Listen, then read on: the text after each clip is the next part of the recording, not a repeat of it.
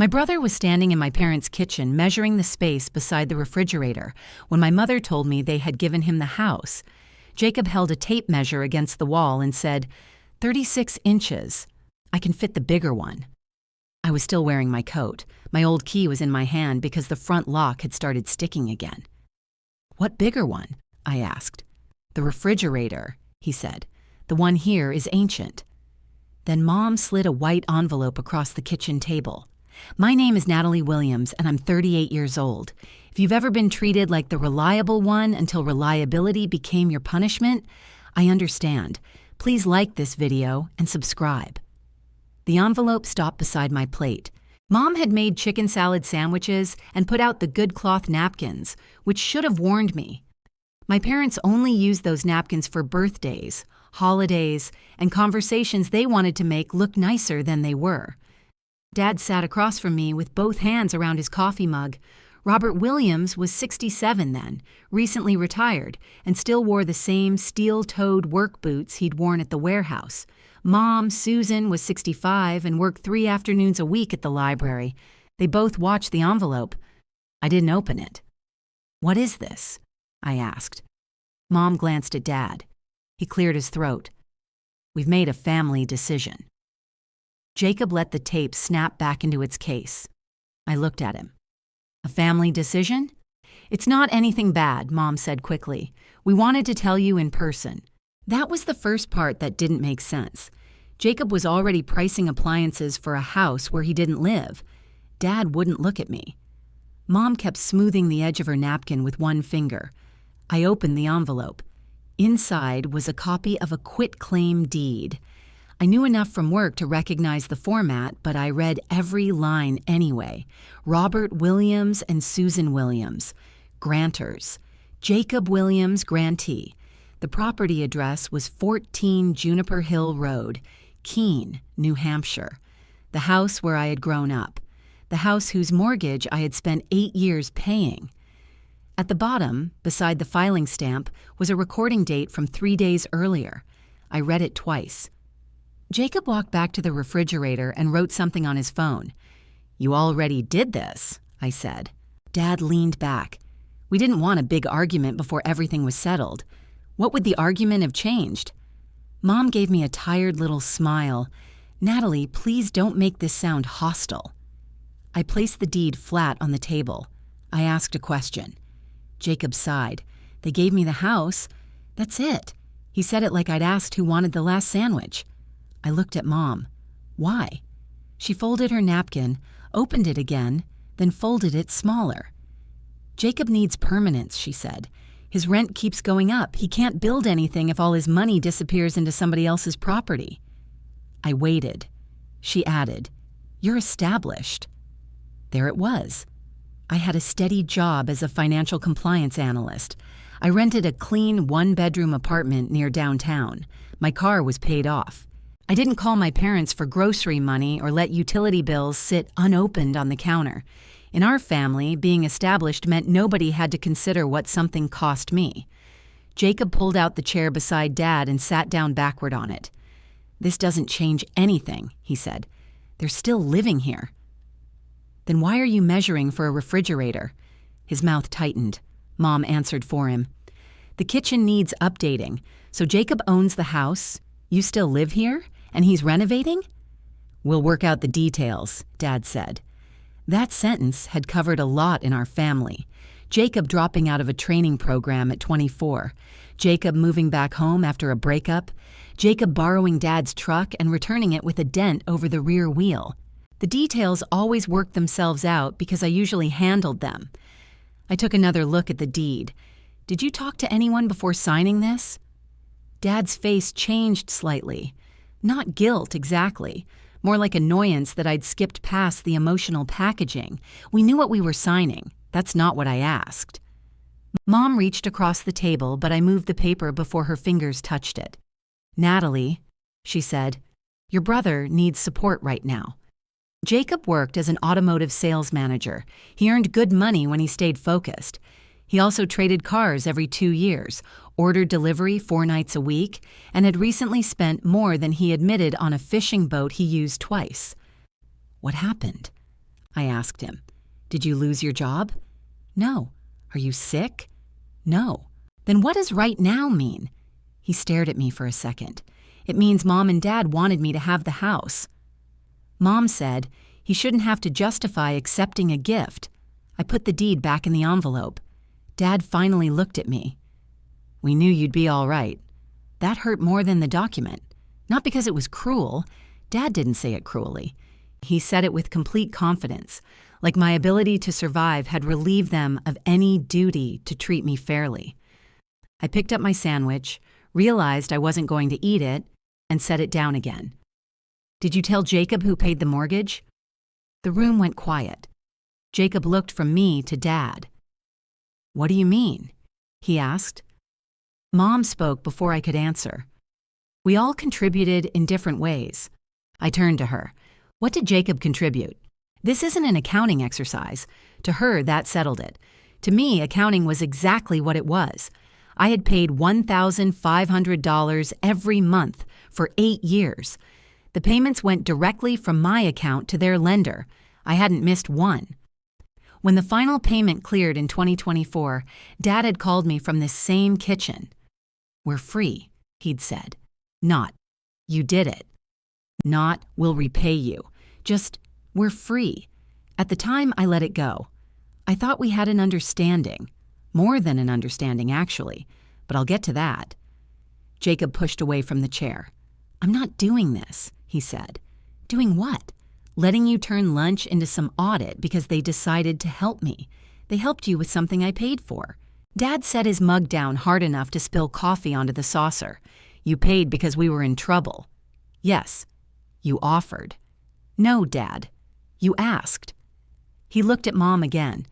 That was an old habit between them.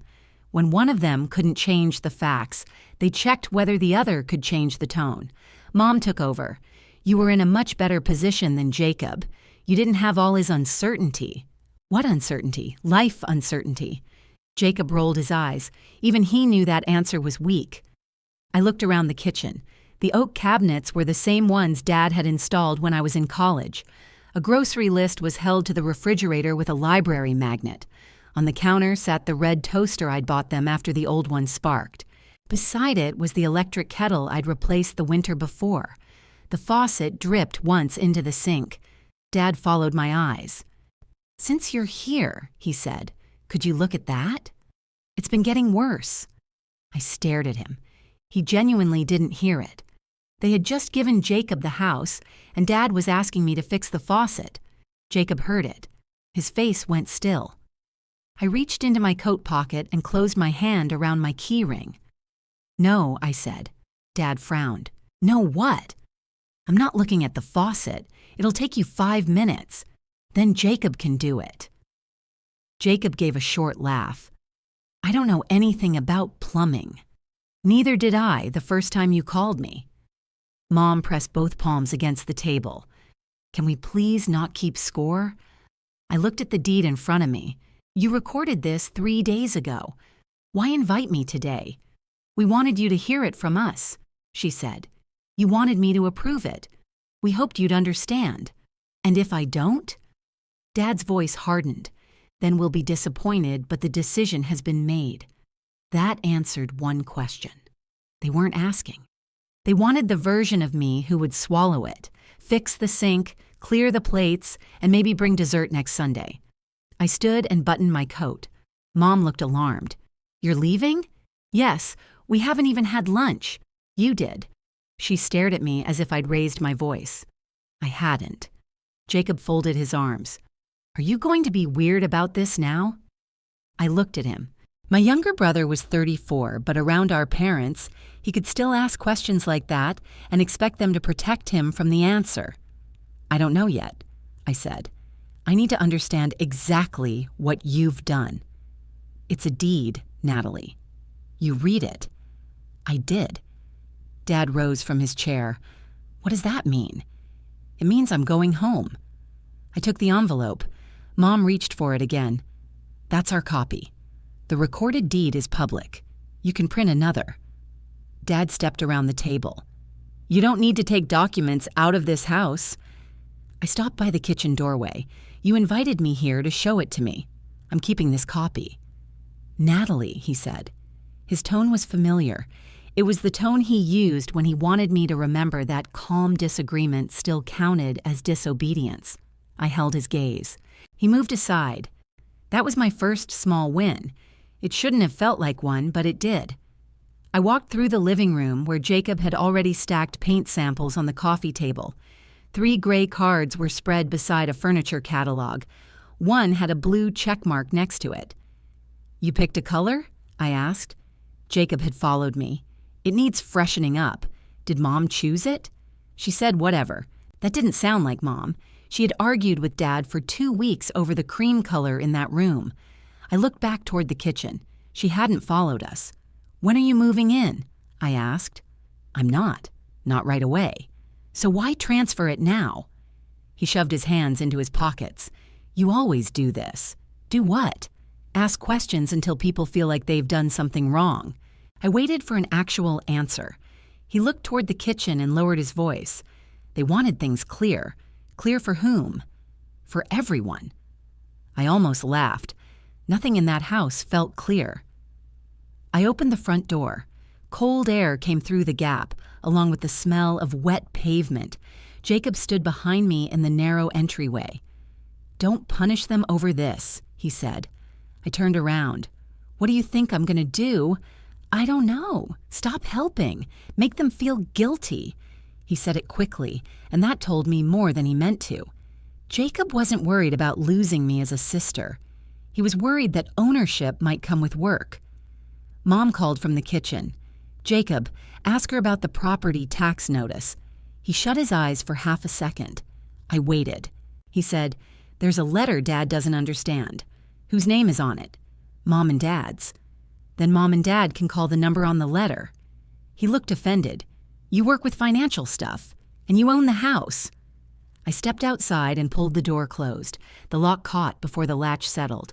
I pushed it once with my shoulder, then turned my old key until the deadbolt clicked. For years, that key had meant I was the person they trusted to come over when something broke. That afternoon, standing on the damp front step, it felt different. I had access, but no place. I didn't understand yet why the transfer had happened so quickly. I didn't know whether my parents had told Jacob anything about the payments. I also didn't know why Mom had gone quiet when I asked who had advised them. But I knew where I needed to begin. The beginning was 10 years earlier on a Tuesday evening in 2016 when Dad called me at my apartment and asked if I could come over without telling Jacob. I was 28 then. Dad was 57, Mom was 55, and Jacob was 24. I had been in my compliance job for just over 3 years. I was earning enough to live carefully, not comfortably, and I'd finally saved a small emergency fund. Dad sounded strange on the phone. "Your mother's upset," he said. "Is she okay?" "She's fine. We just need to talk." "About what?" "Not over the phone."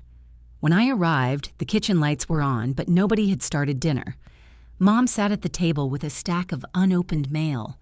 Dad stood by the sink, rubbing the back of his neck. I put my purse down. "What happened?" Dad pulled out a chair for me. We got behind. "On what?" He looked at Mom. She whispered, "The mortgage." I sat down.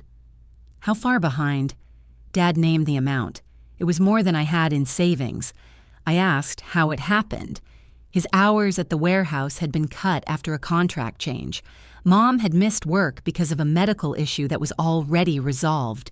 They'd used credit cards for groceries and utilities, then started choosing which bills could wait. "Does Jacob know?" I asked. Mom shook her head. "He has enough going on." At that time, Jacob's main problem was that he hated the manager at the dealership where he worked. Still, they had protected him from the conversation and called me. Dad laid a lender statement in front of me. "If we can catch up, I'll be back on regular hours by spring." I read the statement twice. "What are you asking me to do?" He sat across from me. "Make the payments for a while." "How long is a while?" "We don't know." Mom's eyes were red. "We could lose the house." I believed them. They were scared. I was scared too.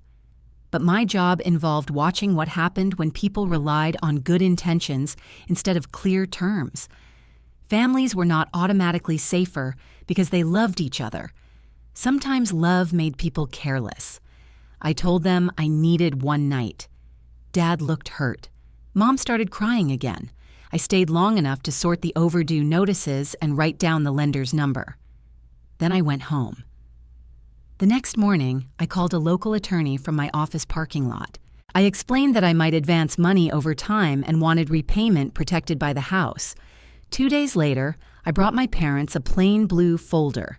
Inside was a reimbursement note and a mortgage, securing whatever payments I made for them. The papers said the balance had to be repaid if they sold or gave away the property. Nothing hidden, nothing dramatic. Dad read every page. Mom asked 3 questions. Then they signed in front of the notary. I didn't send a single payment until the mortgage was recorded at the Cheshire County Registry of Deeds. That recorded copy stayed in the blue folder at my apartment. My payment ledger stayed on my encrypted laptop. I updated it each month, even after the family stopped talking about repayment. Back in my car outside 14 Juniper Hill Road, I set the new deed on the passenger seat. Then I opened my phone, found the registry's number, and pressed call. A woman answered on the 4th ring, Registry of Deeds. I gave her the book and page numbers from the stamp. Can you tell me whether that instrument was accepted? I heard keys clicking. Yes, recorded Monday morning. And it transfers the property to Jacob Williams? Let me pull the image. I watched rain collect along the bottom of my windshield. Yes, she said. Robert and Susan Williams to Jacob Williams. Does it list any money changing hands? No consideration beyond the standard language. So it was a gift.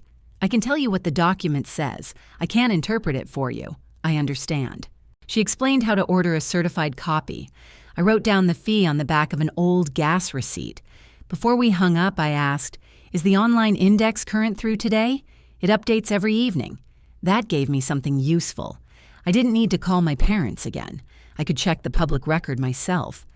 I thanked her and ended the call. My phone immediately showed 2 messages. The first was from Mom. Please don't let this turn into one of those situations where nobody speaks. The second was from Dad. Property tax number is on the notice. Call when you can. I read both messages, then put my phone face down on the passenger seat. For a long time, I'd believed my place in the family was secure because I was the person they called. That sounds ridiculous when I say it plainly. At the time, it felt like trust. The first mortgage payment went through on a Friday in 2016. I was sitting at my desk at work when the lender's confirmation appeared in my personal email. I printed it during lunch, wrote the payment date on the top, and put it in a folder I kept inside my locked desk drawer. That evening, I drove to the house. Mom was making spaghetti. Dad had brought home a loaf of garlic bread from the grocery store. The kitchen smelled warm and familiar, and the stack of overdue notices was gone. Dad hugged me before I took off my coat. "You saved us," he said. I didn't know what to do with that sentence, so I said, "The regular payment is covered too." Mom pressed both hands to her chest. "Oh, thank God." I had expected us to discuss when Dad's hours might return. I had brought a small notebook with questions about their budget. Instead, Mom poured me wine, and Dad put my favorite chair near the radiator. For one night, I wasn't the difficult daughter who asked too many questions. I was the person who had made the fear leave the room. During dinner, Mom said, "We must have done something right with you." I carried that sentence home like a prize. The next month, Dad's hours still hadn't changed. I made another payment, then another. By the following spring, his schedule had improved, but their credit card balances were higher than he'd admitted. Mom needed dental work. The car failed inspection. Every problem had a reason. When I asked about resuming the payments, Dad said, "Just give us until summer." Summer became fall. I kept the ledger updated, date, amount, confirmation number, remaining balance on their original loan. The work took less than 10 minutes each month. The rest of it took more. In early 2018, Mom called while I was buying groceries. "Are you busy?" she asked. "I'm at the store. Your father's on the phone with the electric company. They've made some mistake." "What kind of mistake?"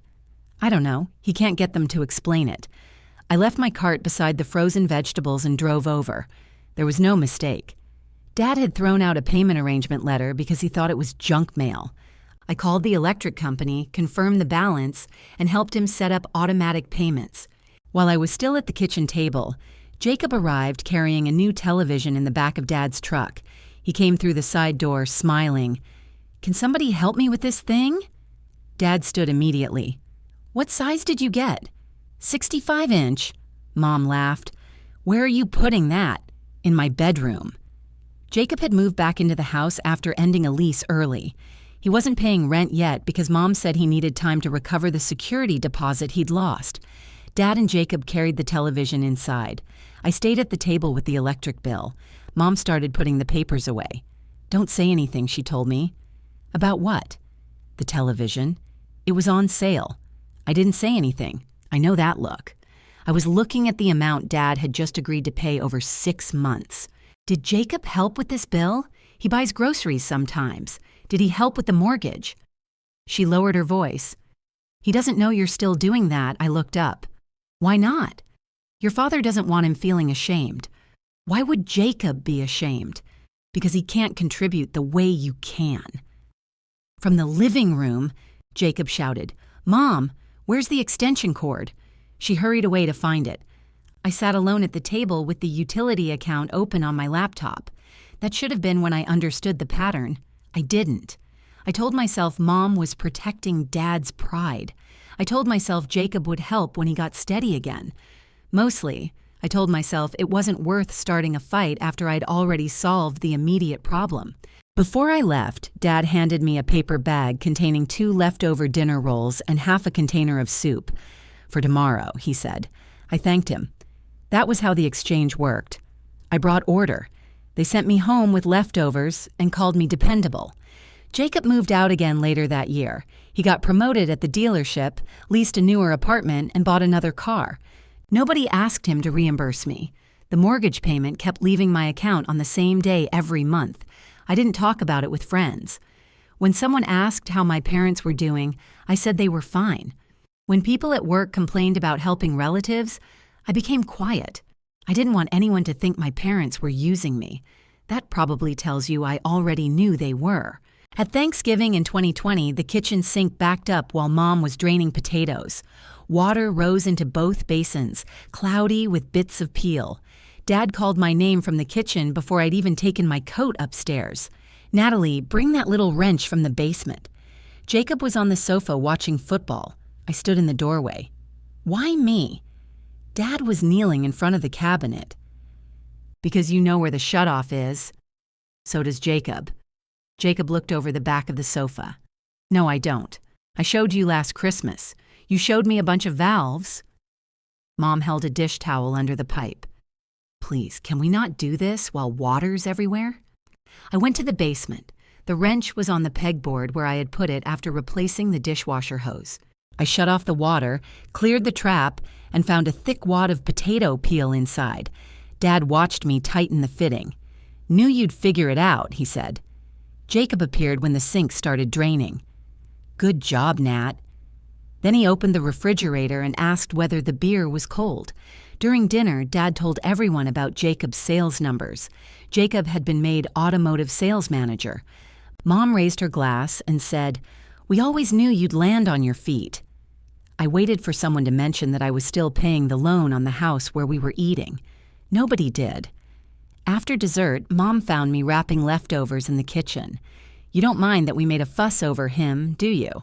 "Why would I mind? You know how he is. He needs encouragement. And I don't." She smiled as if I'd made a joke.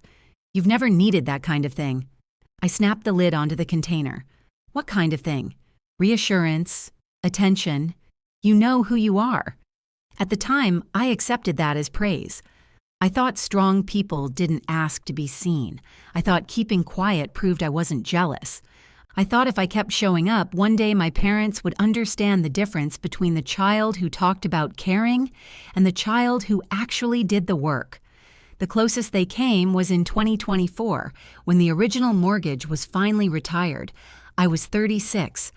I made the last payment from my apartment before work, then sat at my kitchen table staring at the confirmation screen. 8 years of monthly withdrawals had ended. I added the final line to my ledger and saved an encrypted copy. Then I printed the confirmation and placed it behind the recorded mortgage in the blue folder. Dad called that afternoon. The lender says we're paid off. I know. His voice shook. I never thought I'd see this house clear. I waited for him to say more. He called to Mom. Sue, Natalie's on the phone. Mom picked up the kitchen extension. We should celebrate, she said. Come for dinner Sunday. That Sunday, she made roast chicken and an apple crisp. Dad bought sparkling wine. There was a card beside my plate. The front said, "Thank you for everything." Inside, Mom had written, "We don't know what we would do without you." Dad had added, "Our rock." I read it twice. Jacob arrived late with flowers for Mom. "What are we celebrating?" he asked. Dad glanced at me. "The house," he said. "The mortgage is finally gone." Jacob whistled. "Nice. So you two are sitting on a paid-off house now." Mom smiled. "Your father and I can breathe." Jacob poured himself wine. "That's huge. You should have told me. I would have brought champagne. Nobody said how the mortgage had disappeared. I could have told him. I had the payment history on my laptop." My parents knew about the note. They had signed the mortgage before I sent the first dollar. There was no confusion about what I had done. But Mom looked happy. Dad looked relieved. I wanted the dinner to remain kind, so I said nothing. Afterward, Mom handed me the leftover apple crisp and asked if I could check the bathroom fan before I left. It had started making a grinding noise. I took off my good sweater, found Dad's screwdriver, and removed the cover. Jacob sat downstairs discussing the house's value with Dad. I could hear pieces of their conversation through the floor vent. "You'd get a lot for it now," Jacob said. "We're not selling," Dad replied. "I'm just saying it's worth something. This is your mother's home." "And mine," he said. Dad laughed. "Not anymore. You escaped." I cleaned dust from the fan blades and tightened the loose bracket. When I turned it on, the noise was gone. Mom stood in the hall and squeezed my arm. "What would we do without you?" That sentence always worked on me. It sounded like love. More specifically, it sounded like a guarantee that I belonged. Sitting in my car 2 years later, I finally heard the other part. They didn't know what they would do without me because I'd never made them find out. I called nobody on the drive home.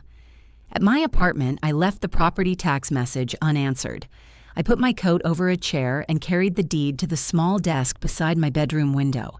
The blue folder was in a locked metal file box. I took it out and set it beside the envelope from lunch. For several minutes, I didn't open either one. Then my phone rang. It was Mom. I let it ring until voicemail picked up. A moment later, she called again. I watched her name disappear from the screen. Then I opened my laptop and signed into my payment ledger. The total at the bottom was $144,000. I checked it against the final lender statement. The numbers matched. My phone lit again, this time with a message from Jacob. "Mom's crying. Just tell her we're okay." I read it once. Then I opened a blank page in my notebook and wrote down the first thing I needed to know. Who had decided I would forgive the money? I wrote 3 more questions beneath it. When had they first discussed the transfer? What had they told Jacob about my payments? Why had they kept asking me to handle expenses after deciding the house belonged to him? I didn't send those questions. Not yet. Instead, I placed the recorded deed beside my original mortgage and compared the dates. My parents had signed the deed 19 days before lunch. The notary's stamp was clear. They had held the completed document for more than 2 weeks before recording it. That explained the paint samples. It explained why Jacob already knew the refrigerator dimensions. This wasn't a decision they had made a few days earlier. They had been planning his ownership while I was still receiving calls about the house. I opened the registry's online index. The website looked like it hadn't been updated since dial-up internet. I searched by my parents' names, then sorted the results by date. Their original lender's mortgage showed as discharged after my final payment. My reimbursement mortgage appeared beneath it. There was no discharge beside mine. I searched my own name to be certain. The recorded instrument was still there, exactly where it had been since 2016. That was useful, but it didn't answer the family question. My parents knew about the mortgage. Jacob clearly did not. I needed to know whether they had forgotten the agreement or simply decided it no longer counted. Those were different problems. I closed the laptop and listened to Mom's voicemail. Natalie, I don't know why you won't answer. Your father's blood pressure is up. Nobody is saying you can't have feelings, but leaving like that was unnecessary. Please call me. The next voicemail was from Dad. We need the property tax issue handled by Friday. Your mother's upset enough. Don't mix the two things together. I saved both messages. Then I sent Dad one text. I'm not handling any bill or repair connected to the house. Please send me the name of the person who prepared the deed. He responded within a minute. What does one have to do with the other? I typed 3 different answers and deleted all of them. Finally, I wrote, I need the name. He didn't respond. Mom called 10 minutes later. I answered this time. What? She said immediately. What are you doing? I asked Dad, who prepared the deed. Why? Because I want to know. You already saw it. Who prepared it? There was a pause. We used a form. From where? Online. Did an attorney review it? No, we didn't need one. Did anyone search the title? What does that mean? Did anyone check the registry before you signed? She exhaled into the phone. Natalie, it's our house. We knew what we owned. That wasn't my question. You keep saying that because you keep answering a different one. She became quiet. I looked at the blue folder on my desk.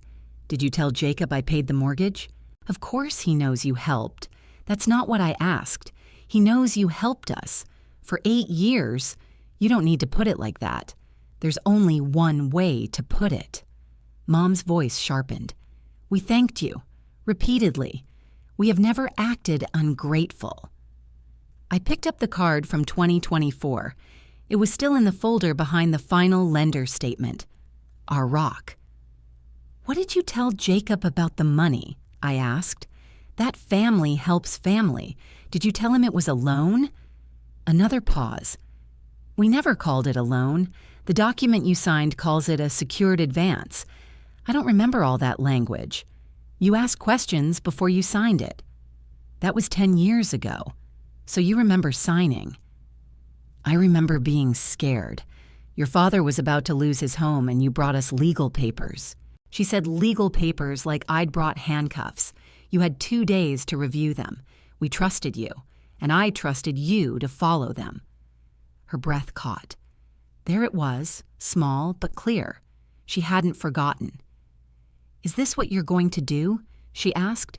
Hold something over us because we gave Jacob a place to live. I haven't decided what I'm going to do. What does that mean? It means I'm checking the facts. You know the facts. We're your parents. That's a relationship, Mom. It isn't an answer. She hung up. I sat with the phone in my hand. A few seconds later, Dad texted, Stop upsetting your mother. I took screenshots of both messages and saved them with the voicemails. It felt cold. I knew that. I also knew how family conversations changed after everyone had time to agree on a better version. The next morning, I went to the registry before work. The public counter sat inside an old brick building with high windows and a floor that squeaked under every step. A clerk showed me how to pull the deed image on one of the public terminals. I ordered a certified copy. While she stamped it, I asked, Can you show me how to confirm whether another mortgage has been released? She returned to the terminal and searched my name. This one? Yes. She opened the index entry. There's no discharge linked to it, she said. Could a discharge be recorded without appearing here? If it was recorded recently, it would be in the daily index. Do you know the date? There shouldn't be one. She looked at me briefly, then turned the screen so I could see it better. Nothing appears under your name except the mortgage itself. That was the first deliberate thing I did that worked exactly as intended.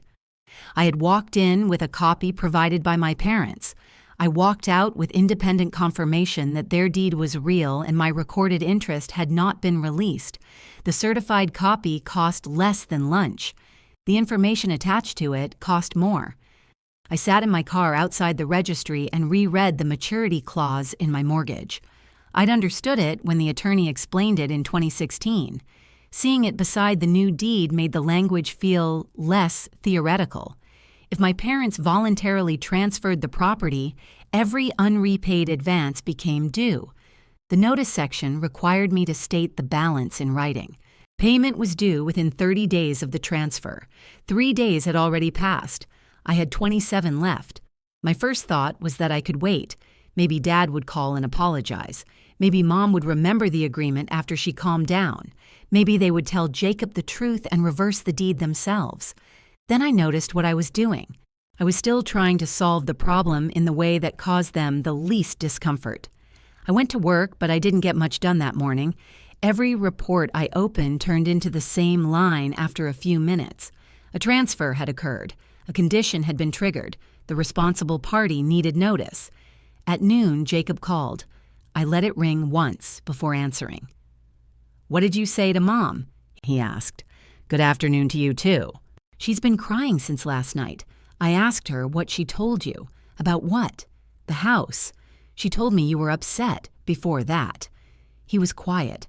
I could hear showroom noise behind him, phones ringing, a man calling for someone to move a vehicle from the front row. "What are you trying to find out?" he asked. "When did you first discuss owning the house?" "Why does that matter?" "It matters to me?" He lowered his voice. "I don't know." "A while ago." "Before or after Easter?" "Before." That put the first conversation at least 3 months earlier. "What did Mom and Dad tell you about me?" "Nothing." "Jacob." "They said you'd be fine." "Fine with what?" "With them keeping the house in the family? That's not the same thing as giving it to you. It stays in the family either way." I looked through my office window at the parking lot below. "Did they say I supported the transfer?" "They said you wouldn't care." "That isn't what I asked." He made an irritated sound. "They said you never wanted the house. You're always talking about how much you like living downtown. I did like my apartment. I had never asked to live at 14 Juniper Hill Road.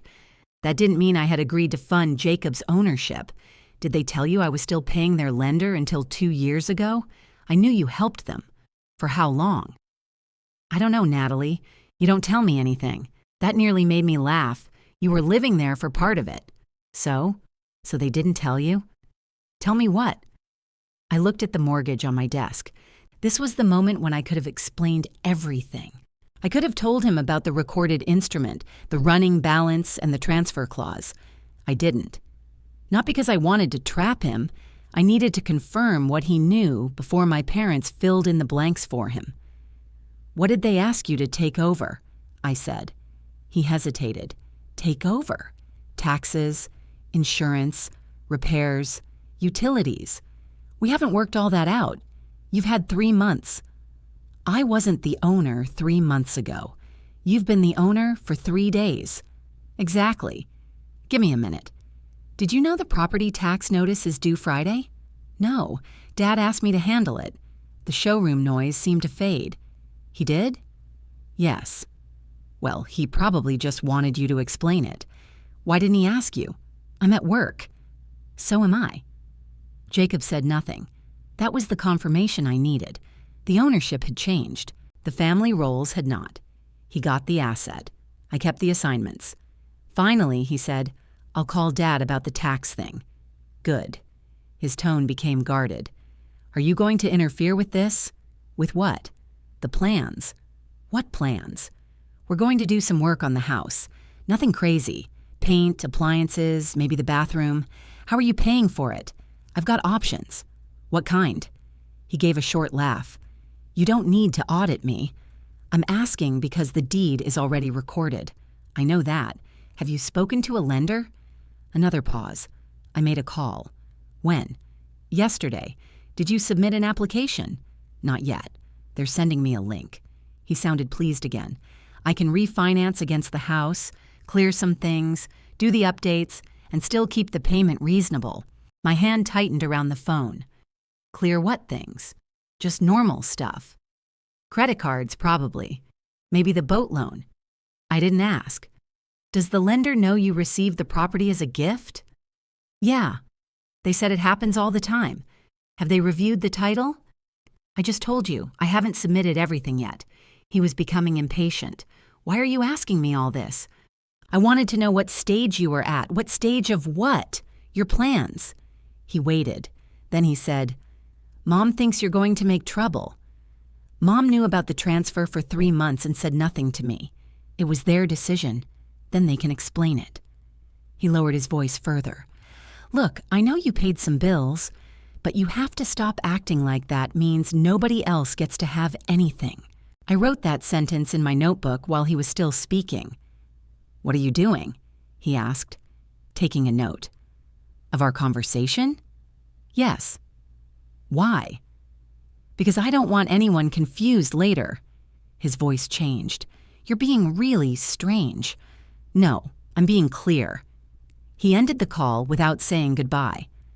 5 minutes later, Mom sent a message. Why are you interrogating your brother about his finances? I didn't answer. I called the attorney who had prepared the note and mortgage in 2016. His receptionist said he could see me the following morning if I brought the recorded deed, the ledger, and the original folder. I booked the appointment. Then I returned to my notebook and crossed out my first question. I knew who had decided I would forgive the money. Would. All 3 of them had assumed it, in different ways. My parents assumed I would choose peace over repayment. Jacob assumed anything given to him arrived without obligations. I had spent years teaching them that I would absorb whatever made the family run. By 5 that afternoon, I had scanned every payment confirmation, matched the ledger to the lender's final statement, and copied the voicemails into a dated folder. I placed the certified deed on top. Then I wrote the transfer date beside the clause and circled the deadline. The next morning, I carried the blue folder into the attorney's office. His office was on the 2nd floor above a pharmacy. The waiting room had 2 green chairs, a humming water cooler, and a framed photograph of Mount Monadnock. The receptionist took the folder and carried it through a door. A few minutes later, the attorney came out holding it. I remember this, he said. His name was Martin Hale. He had more gray hair than he'd had 10 years earlier, but he wore the same narrow glasses. I followed him into his office. He placed the certified deed beside the recorded mortgage and read both without speaking. Then he opened my ledger on the laptop I'd brought. Do you have the bank confirmations? I passed him the printed stack. He checked the first payment, 3 from the middle, and the last one. These all went directly to your parents' lender? Yes. No cash payments to your parents? No. No amounts included here for repairs, taxes, or other household expenses? Only mortgage payments. Good. He didn't mean good as in pleasant. He meant clean. He added the yearly totals with a calculator. I had already checked them twice, but I watched anyway. $144,000, he said. Yes. Your parents never repaid any part of that? No. Did you ever agree in writing to forgive it? No. Did you ever sign a release of this mortgage? No. He turned to the registry printout, and the registry shows no release. That's what the clerk confirmed. He nodded and read the transfer clause again. What do you want to happen? I had expected him to tell me what my options were. The direct question caught me off guard. I want them to acknowledge what they did. That's a family goal. I know. What's the financial goal? I looked at the deed. I don't want to give Jacob $144,000, then don't. He said it so simply that I almost missed it. I folded my hands in my lap. Is the mortgage still valid? Based on what you've shown me? Yes. Did the transfer trigger repayment? Yes. Even though they gave him the house instead of selling it? The clause covers a voluntary transfer. A gift is a voluntary transfer. What happens now? You send the required notice. It states the accumulated balance and the deadline. If nobody pays, your mortgage remains attached to the property. I waited for something more dramatic. That's it? That's the next step. Can Jacob keep the house? He owns the house now. Your parents transferred whatever interest they had, subject to existing recorded claims. I must have looked confused because he turned the deed toward me. The simplest way to say it is that your parents could give him the house. They could not make your mortgage disappear by leaving it out of the conversation. That was the first substantial answer anyone had given me. My parents' decision was real. So was the obligation they had tried to ignore. I asked, what if they transfer it back? The balance has already matured under the agreement. You could choose to negotiate, but another deed would not automatically undo the first transfer. Could they claim the payments were gifts? They can claim anything. Your documents say otherwise. He touched the ledger. The recorded mortgage existed before the first payment. The note defines the payments as advances. Your bank records match the ledger. That sequence matters. I thought about Dad saying I had offered. I did agree to help them. Helping and gifting are not the same thing. I looked through the window behind him. A delivery truck was blocking one lane of traffic below. Cars waited while the driver carried boxes into the pharmacy. If I send the notice, can I withdraw it later? You can agree to different terms later, but if you want to preserve the position you created in 2016, you should follow the notice requirement now. The deadline was no longer just something I'd circled in a notebook. It was a choice. I could keep waiting for my parents to do the fair thing without being asked, or I could say in writing that the money was due. What would the notice say? He pulled a blank legal pad toward him, the transfer date, the balance, where payment must be sent, the due date. Nothing about favoritism, appliances, or Thanksgiving plumbing. Despite myself, I smiled. That obvious? You brought me a very organized financial file and then spent 5 minutes talking about your mother crying. The smile left. He wasn't unkind. That made it harder to dismiss. I don't want to hurt them. Then decide what you're willing to give up to avoid hurting them. I looked at the blue folder. I already decided that for 8 years. He nodded once. Then let's prepare the notice. We finished it before I left. The amount was written plainly. The notice referenced the note, the recorded mortgage, and the quitclaim deed. It gave them the remaining 27 days to pay. Martin asked whether I wanted his office to send it. No, I said. It should come from me. He printed 3 copies. One for Mom and Dad, one for Jacob as the new owner, and one for my records. I hesitated over Jacob's envelope. He doesn't know about the mortgage. He'll know when he receives this. I thought about the phone call from the day before. Jacob had believed he'd been handed a paid-off house. He had already contacted a lender. He was making renovation plans. My parents had created that belief. Correcting it would make me the villain anyway. I want to speak to my parents first, I said. Martin removed Jacob's copy from the mailing stack. That's your choice, but the formal notice needs to reach the parties identified in the agreement. How long can I wait? Not long. You have a clear deadline. Don't turn it into a guessing game. I signed the notice. On the way back to my office, I stopped at the post office. I sent Mom and Dad's copy by certified mail. I also sent it by email while standing beside the counter. The email had no greeting beyond their names. Attached is the required payoff notice under the agreement you signed in 2016. The current balance is $144,000. I will not waive or forgive it. I pressed send. Then I returned to work. Mom called 6 times before lunch. Dad called twice. I answered neither. At 12:15, the receptionist downstairs called my desk. Your parents are here. I closed the report on my screen. Send them up. Dad entered first, carrying a printed copy of my email.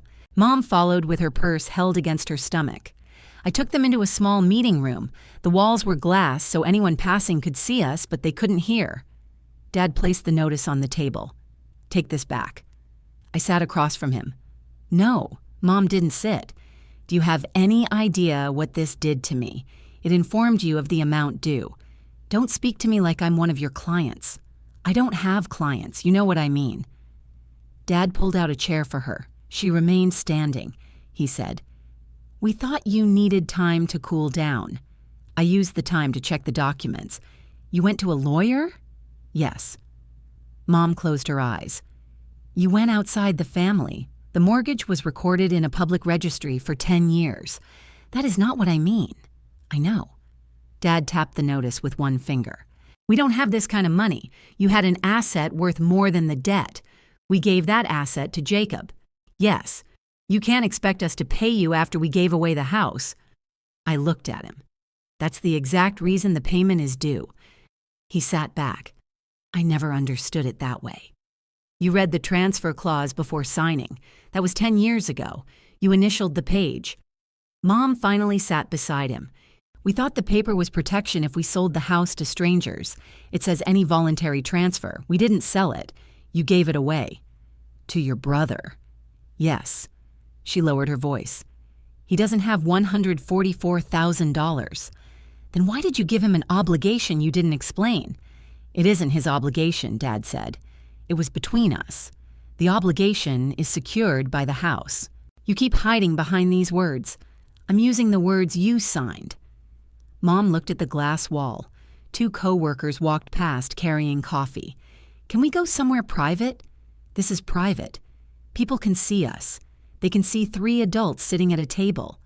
Dad leaned forward. What do you actually want? Do you want Jacob to hand back the deed? I want the balance paid. By whom? That is for the 3 of you to work out. Mom shook her head. You know he just started this process. What process? The financing. So they knew. When did he apply? This morning, Dad said. Did you tell him about my mortgage? Neither answered. I looked from one to the other. Did you tell him? Mom touched the strap of her purse. We were going to speak to you first. That's why you invited me to lunch? We thought you'd understand once you saw how happy he was. He was measuring the kitchen. He wants to take care of the place. Then he needs accurate information about what he owns. Dad's face tightened. Do not call him. I spoke to him yesterday. I mean about this. He tapped the notice again. You want me to hide it? We want a chance to work things out. You had 3 months. We were trying to keep the family together, Mom said. No, you were trying to make the transfer permanent before I could object. She looked down. That silence confirmed it. Dad answered instead. The house was always going to stay in the family. Then why didn't you tell me before signing? Because every decision becomes an examination with you. You mean I ask what things cost. You make people feel small. I sat very still.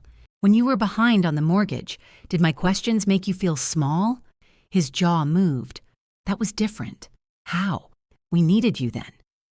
The words sat between us. Mom whispered, Robert.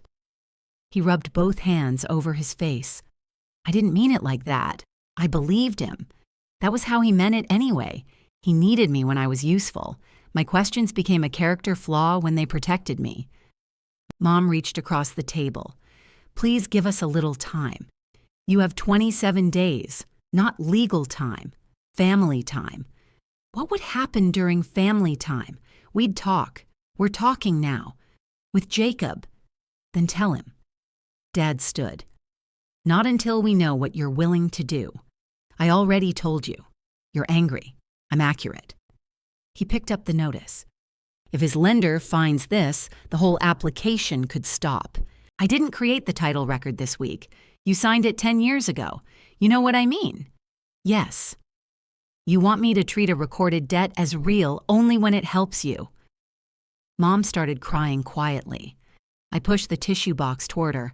I didn't touch her shoulder. She took one tissue. We were never going to repay every dollar, she said. There it was, finally. Not confusion, not forgotten paperwork, expectation. What were you going to repay? I asked. She looked at Dad. He said, we assumed that once the bank was paid, we would discuss something reasonable. When? We didn't know. Before or after you gave away the only asset securing it? He had no answer. I stood and opened the meeting room door. I have to return to work.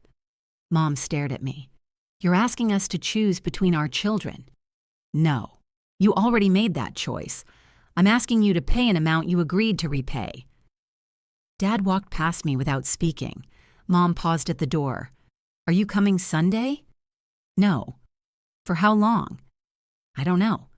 She looked frightened by that answer. I was too. After they left, I returned to my desk and sent Jacob's notice by certified mail and email. I copied Mom and Dad. Within 10 minutes, Dad replied, "You had no right to do that before we talked to him. I saved the message." At 3:40, Jacob called. I watched his name flash until the call ended. He called again, then a third time. Finally, a text appeared. "What mortgage?" A second message followed before I could answer. "The lender says there's a lien in your name." I called him back. He answered without greeting. "What lien?" "The reimbursement mortgage Mom and Dad signed in 2016. "What are you talking about? I paid their lender every month. They signed a note promising repayment, and that promise was secured by a recorded mortgage." He went silent. I could hear a car door close behind him. "You put a mortgage on their house?" "They gave me a mortgage to secure the money I advanced. That's the same thing." "No, it isn't. They told me the house was paid off. Their original mortgage was paid off. Don't play with words." "I'm not." There were 2 recorded mortgages. The lender's was discharged. Mine wasn't. He breathed heavily into the phone. "How much?" "The notice tells you." "I'm driving. Just say it." $144,000. "What?" "I paid $1,500 a month for 8 years. "No, you didn't." I looked at the ledger on my screen. I did. Mom said you helped for a little while. She knew exactly how long. This is insane. He pulled over somewhere. I heard his turn signal clicking until he switched it off. "Why didn't you tell me?" "You didn't ask how the mortgage was paid." "I didn't know I needed to." "That's fair. Mom and Dad should have told you before they signed the deed." "You were sitting on this the whole time?" "I was keeping the agreement. You knew they were giving me the house. I learned after it was recorded." "That's not what they said." I leaned back in my chair. "What did they say?" "They said they talked to you. At lunch, after the deed was recorded." "No, before that." "They did not." He made a frustrated sound. "They said you knew they wanted the house to come to me." "That isn't the same thing. They said you supported keeping it in the family." "I never said that. They wouldn't just make that up." I didn't answer. He had reached the point I'd reached in Mom's phone call. Either our parents had forgotten an important detail, or they had said what they needed to say to keep everyone moving. Jacob wasn't ready to choose between those explanations. "What does the lender want?" I asked. "They want it cleared." "Did they send you a title report?" "Yes." "Forward it to me." "Why?" "Because I'm the person listed on the lien. You already know that. I need to see what they found." He laughed once, without humor. "You need to see it? I'm the one trying to get a loan." "Then forward it." "What are you going to do with it?" "Read it." "And then?" "I'll speak directly with the title closer." "No, you'll speak to me." "Jacob, you didn't know the mortgage existed 15 minutes ago because everybody hid it from me. I didn't hide a recorded document. You didn't tell me either. We weren't discussing the house until 3 days ago. You've always known Mom and Dad wanted me to have it. No, I've always known they wanted me to maintain it." He went quiet again. I said, "Send the report." He ended the call. 5 minutes later, an email arrived with a forwarded attachment. The message above it contained one sentence. "This had better be fixable." I saved the attachment before opening it. The title report listed the original lender's mortgage as discharged. Beneath that was my reimbursement mortgage, open and unsatisfied. The report gave the recording information, the date, and my address from 2016. At the bottom was a requirement. The closer needed a current payoff statement and a recordable satisfaction from me before the new lender would fund Jacob's loan. That was useful. It also meant Jacob's refinance had moved further than he'd admitted. This wasn't a casual phone call about options. He had submitted enough information for a title examination. I called the number on the report. A woman answered, "Granite Closing Services. This is Dana. My name is Natalie Williams. I'm listed as a mortgage holder on a title report your office prepared." She asked for the file number. I read it from the page. "Yes," she said. "We need a payoff statement from you. I sent a notice to the property owner this morning. Does that notice include a good-through date? It includes the repayment deadline under the mortgage. Can you email it to me? Before I do that, I need to know what Jacob authorized you to share. I can discuss requirements attached to your lien. I can't discuss the rest of his loan without his permission. That's fine. What do you need from me? A signed payoff statement, wiring instructions closer to settlement, and a satisfaction we can record after payment. Are you asking me to release the mortgage before payment? No. We would hold the signed satisfaction in escrow. It records after the payoff is funded. That sounded ordinary, which helped. Has a closing been scheduled? Not yet. The title issue needs to be resolved first. Did anyone tell you I had agreed to waive the balance? She paused. The borrower indicated this was a family lien that would be released. Without payment? That was his understanding. It is not mine. Her voice became more careful. Then we need your written payoff amount. I'll have it reviewed and send it. All right, please communicate with me directly about my mortgage. I'll note the file. I ended the call and saved the time beside her name. The conversation had produced one clear result. Jacob's lender wasn't treating my mortgage as old family paperwork. The title closer needed my participation, and she now knew I expected payment. That result also made me visible. By the time I left work, everyone had noticed. Dad called as I walked to my car. Why did you contact the title company? Because they requested information from me. Jacob forwarded you one page. He forwarded the title report. You had no permission to discuss his loan. I discussed my mortgage. You're making him look dishonest. Did he tell them I'd release it for free? He told them what we believed. You believed wrong. Dad lowered his voice. He has already paid for the appraisal. That doesn't change the agreement. He's got plans based on that money. He made plans based on a house he didn't understand, because you kept this quiet. I stopped beside my car. You signed it. I know what I signed. Then why didn't you tell him? Dad didn't answer directly. We thought you would be reasonable, meaning free, meaning family. The parking lot was nearly empty. I unlocked my car but didn't get in. Family was why I made the payments, I said. It isn't a reason to erase them. You have savings. You don't know what I have. You have a good job. You don't have children to support. You don't own a house. What do you need all that money for right now? The question was so familiar that I almost answered it. I almost explained my retirement account, the rent increases, the years I had delayed buying a home because $1,500 left my account every month. Then I stopped. I don't have to demonstrate need to collect a debt. Dad let out a slow breath. Listen to yourself. I am. You sound like a bank. A bank would have charged you interest and late fees. That's enough. He ended the call. I got into my car and sat there with the door closed.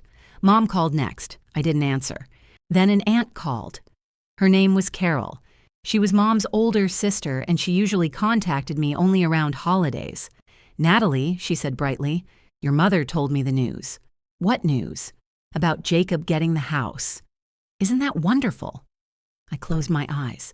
What exactly did Mom say? She said they finally got everything arranged. She said you helped make it possible. That sentence could mean several things. Mom had chosen it for that reason. Did she say I agreed to the transfer? She said you all worked it out as a family. I looked through the windshield at a shopping cart rolling slowly across the parking lot. When did she tell you that? Last week. Before lunch. Before I knew, Carol continued. She said they were worried you might feel overlooked, but that you understood Jacob needed the help. I rubbed my thumb over the edge of my keyring. What did you say? I said you've never been petty about money. There was no accusation in her voice. She thought she was complimenting me. Did Mom invite you to anything? I asked. A housewarming. She said Jacob's fixing the place up. When? This coming Saturday, if everything's ready. She was going to send a group message. That was 9 days away and still inside the repayment period. I hadn't heard. She probably wanted Jacob to announce it. I didn't tell Carol about the notice. The proof stayed in my apartment and the balance stayed between the people who needed to know. Instead, I said, If Mom tells you I agreed to something, ask her when I agreed.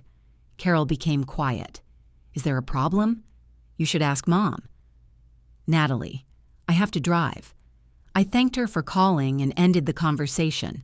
The family version had started before the deed was recorded. My parents hadn't merely kept me uninformed. They had prepared relatives to see the transfer as something I supported. By the time I reached home, the group message had arrived. Mom had included Carol, 2 adult cousins, Dad, Jacob, and me. We're excited to celebrate Jacob's new home next Saturday at 4. Just family, food, and a fresh start at Juniper Hill Road. Natalie helped us keep this home secure for years, and now we're so grateful it can support Jacob, too. Jacob added a thumbs-up symbol. Dad wrote, "Looking forward to having everyone together." I set the phone down without responding. A separate message from Jacob appeared a minute later. I talked to Mom and Dad. They said, "You'll sign the release once you calm down. Dana can bring the paperwork to the house if that's easier." I typed, "I will not sign a free release." He replied, "Nobody said free. We'll work out something fair." I wrote, "The fair amount is in the notice." His answer came immediately. "You cannot seriously expect all of it." I didn't respond. 10 minutes later, he called again. "I'm trying to solve this," he said when I answered. "Then start with the balance. I can't borrow what I planned and pay you that much. That's between you and your lender. The lender can cover it. That's not the point. It changes my payment. What did you think would happen to the mortgage? I thought you'd release it. For nothing?" Mom and Dad said it was a formality. I stood at my kitchen counter with one hand beside the blue folder. "It isn't." He was silent for several seconds. Then he said, "Come Saturday." "Why? We're having the housewarming anyway. Dana said she can do a mobile closing if we settle the payoff before then." "You don't have a final settlement." "I will." "And you expect me to sign in front of everyone?" "I expect you not to embarrass the family over paperwork." That gave the gathering a second purpose. It wasn't only a celebration anymore. Jacob wanted the loan closed inside the house, with our parents and relatives close enough to make refusal uncomfortable. "I'll speak to Dana," I said. "You'll come?" I said I'll speak to Dana. He ended the call. A few minutes later, an email from the title company reached my inbox. Jacob had authorized direct communication. Dana had attached a request for my ledger and supporting payment records. At the bottom, she had written that the borrower hoped to complete a mobile closing at 14 Juniper Hill Road during the housewarming. I opened my calendar and counted the remaining days. Then I moved the payoff deadline into red. The next morning, Dana sent a secure upload link.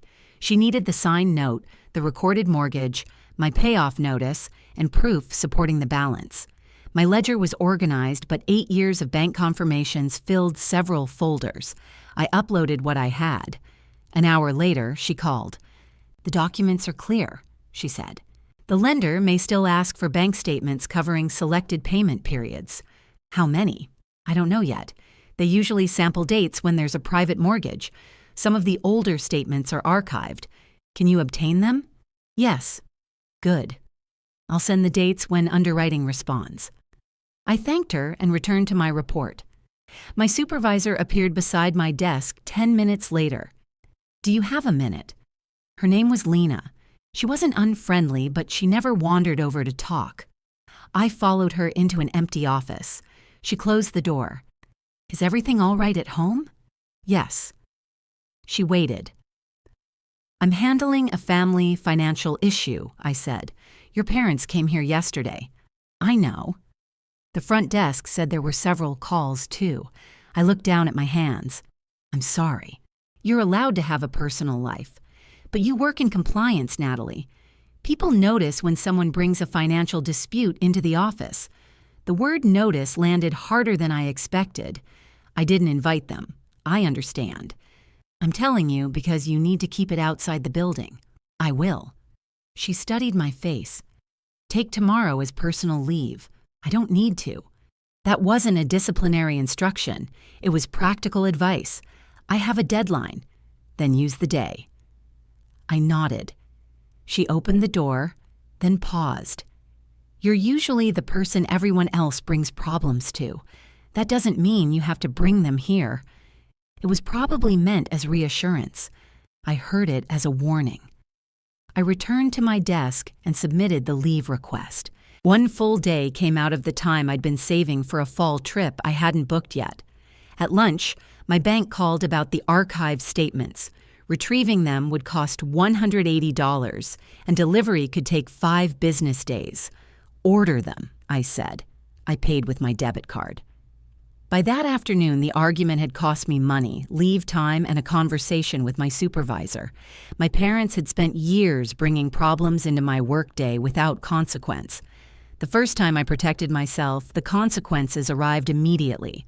Mom was waiting outside my apartment when I got home. She sat in her car with the engine off.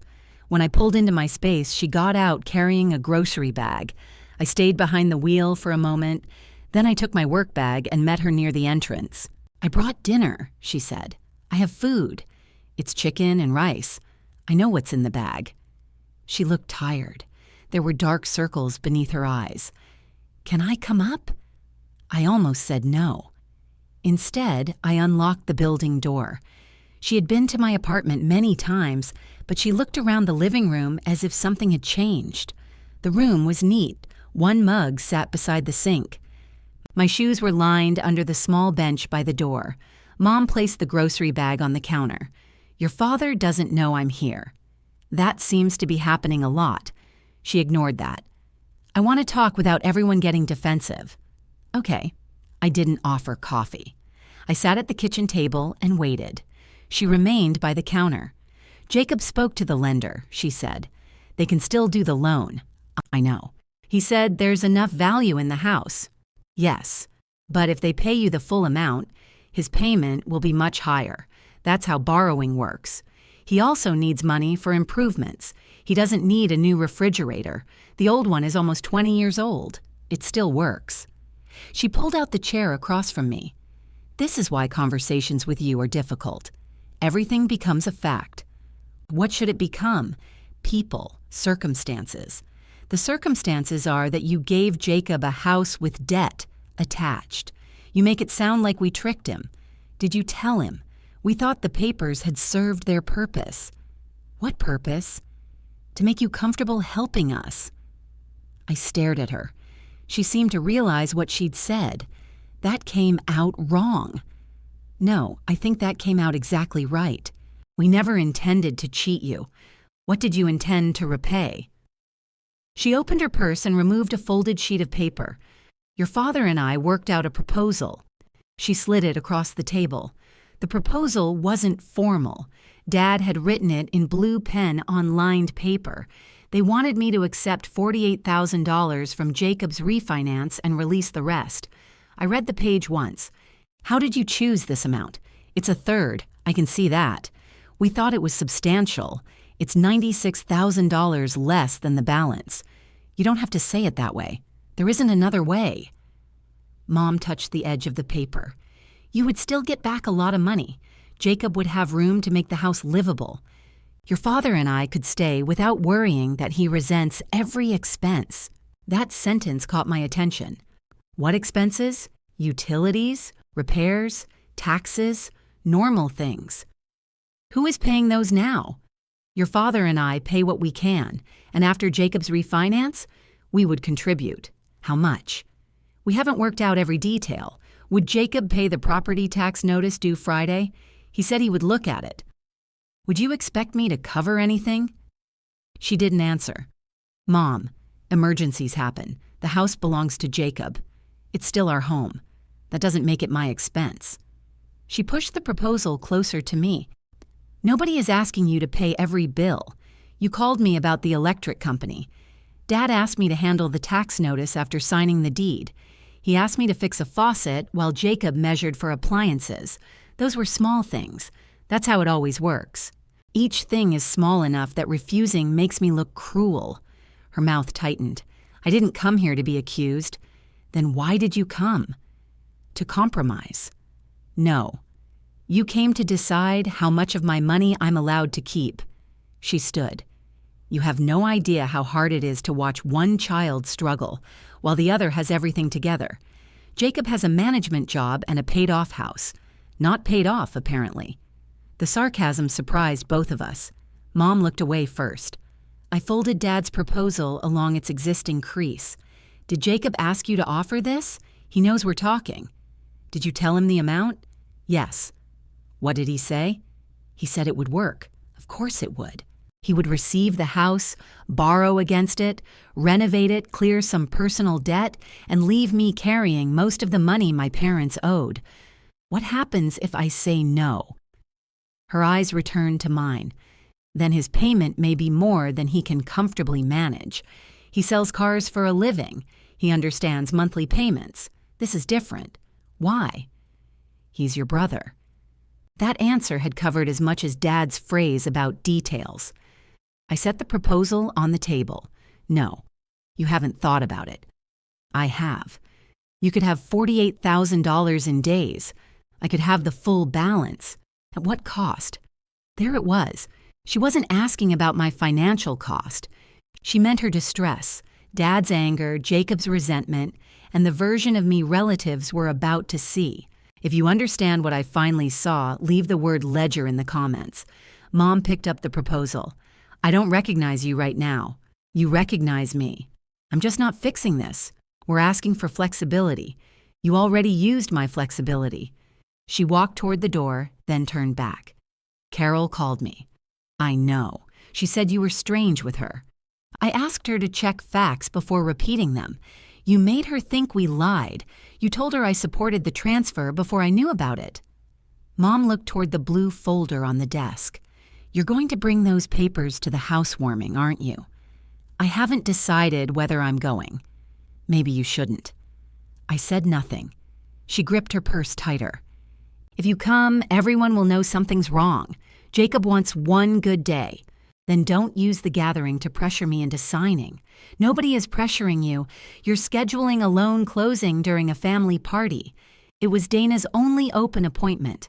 I knew that probably wasn't true, but I didn't argue. Mom opened the door.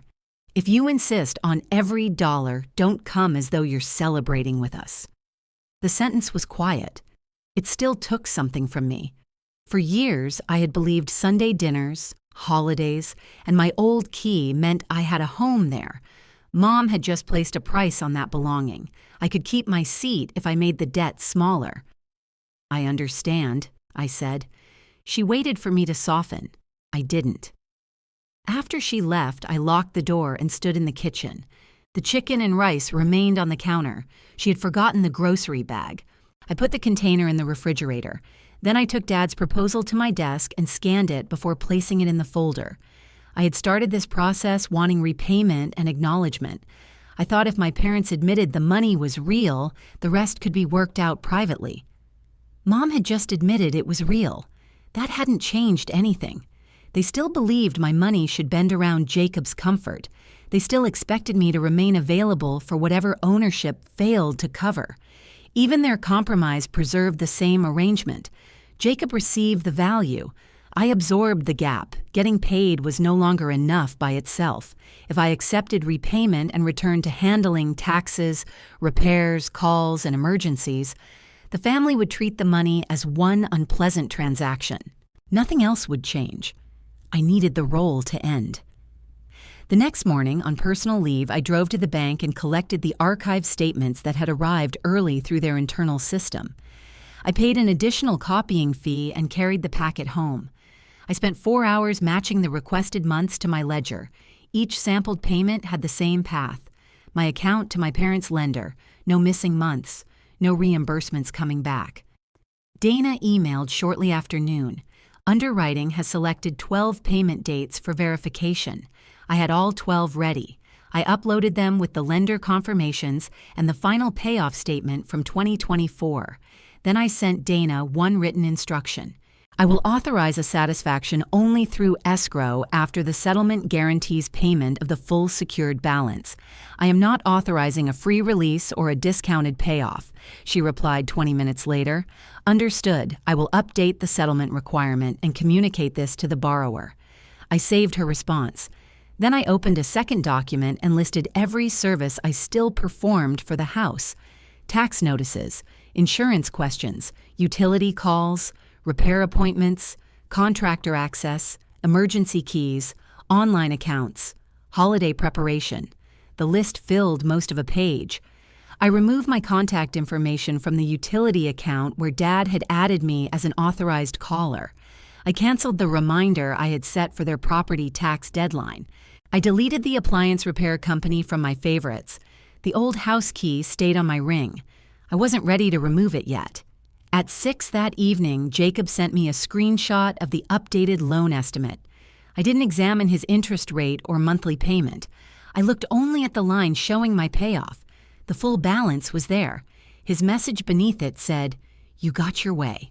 Are you happy now?" I typed a response, then deleted it. He still thought victory meant taking something from him. Until that changed, there was nothing useful to say. The next morning, I sent one email to Mom, Dad, and Jacob. All communication about the mortgage will go through Dana. I will not negotiate a separate amount. I will not manage bills, repairs, or appointments for the house. If my attendance is required for closing, I will attend for that purpose. I read it twice before sending.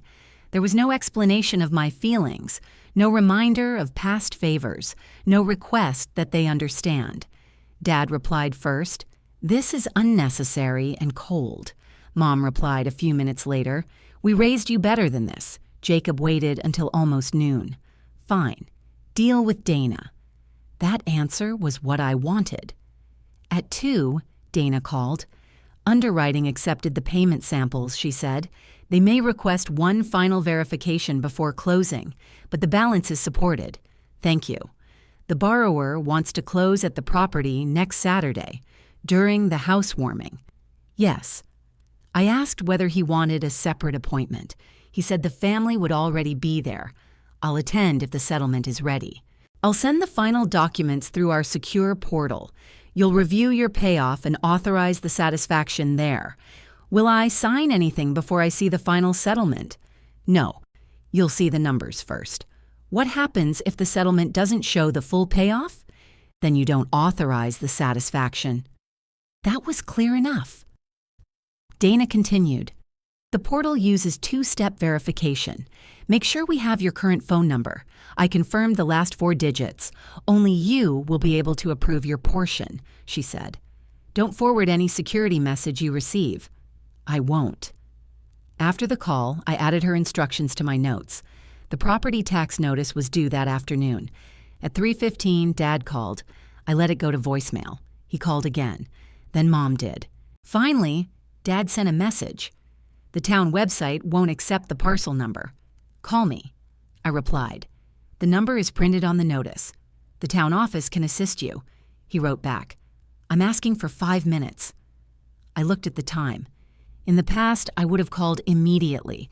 I would have signed into the town website, found the formatting problem, and paid the bill from their account, while Dad complained about government systems. Instead, I wrote, "I'm not handling expenses for the house." His next message came in capital letters. "This is not an expense for you. It is help with a website." I didn't respond. At 4, Jacob called. "Dad says the tax payment won't go through. The town office closes at 4:30. I'm 40 minutes away. Then call them. They won't discuss Mom and Dad's account with me. You own the property." That's what I told them. "What did they say?"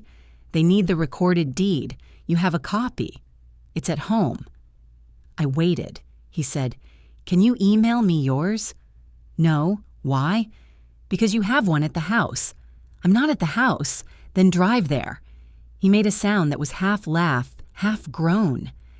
"You're going to let them get charged a late fee over this?" "No. You're deciding whether to drive to the house. I have customers." "So do I. You don't have customers. I have work." He went quiet. Then he said, "Fine." At 5:20, Mom sent a photograph to the family group. Dad and Jacob were standing outside the town office. Dad held a stamped receipt. Jacob held the certified deed folder under one arm. Mom had written, "They got it done with 2 minutes to spare."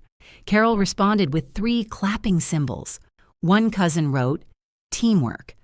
I stared at the photograph longer than I expected. Dad looked irritated. Jacob's tie was loose. Neither looked helpless. The bill had been paid. The house hadn't collapsed. Nobody had needed me. That small result mattered more than the late fee would have. It also made the new arrangement visible. Mom sent me a separate message. "I hope you're satisfied. Your father had to rush across town." I replied, "The tax is paid." That was all. On Sunday morning, I went through my key ring. There were 7 keys. My apartment, the building entrance, my mailbox, my car fob, a small key for the file box, and 2 keys connected to 14 Juniper Hill Road. One opened the front door. The other opened the side door near the kitchen. I removed the side door key. For years, Dad had asked me to use that entrance when I came over to meet repair people. I placed it in the blue folder. I left the front door key on the ring. Not because I expected to keep using it. I wanted to return it myself when the financial part was finished. At noon, I received a calendar invitation from Dana. Mobile closing, 14 Juniper Hill Road.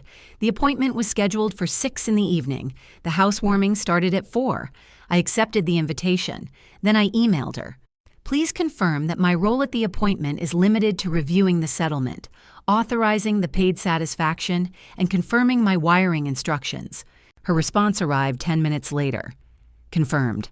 I will not request a release unless the approved settlement provides your full payoff." I saved the message. That gave me a clean objective for Saturday. I didn't need my parents to admit favoritism in front of Carol.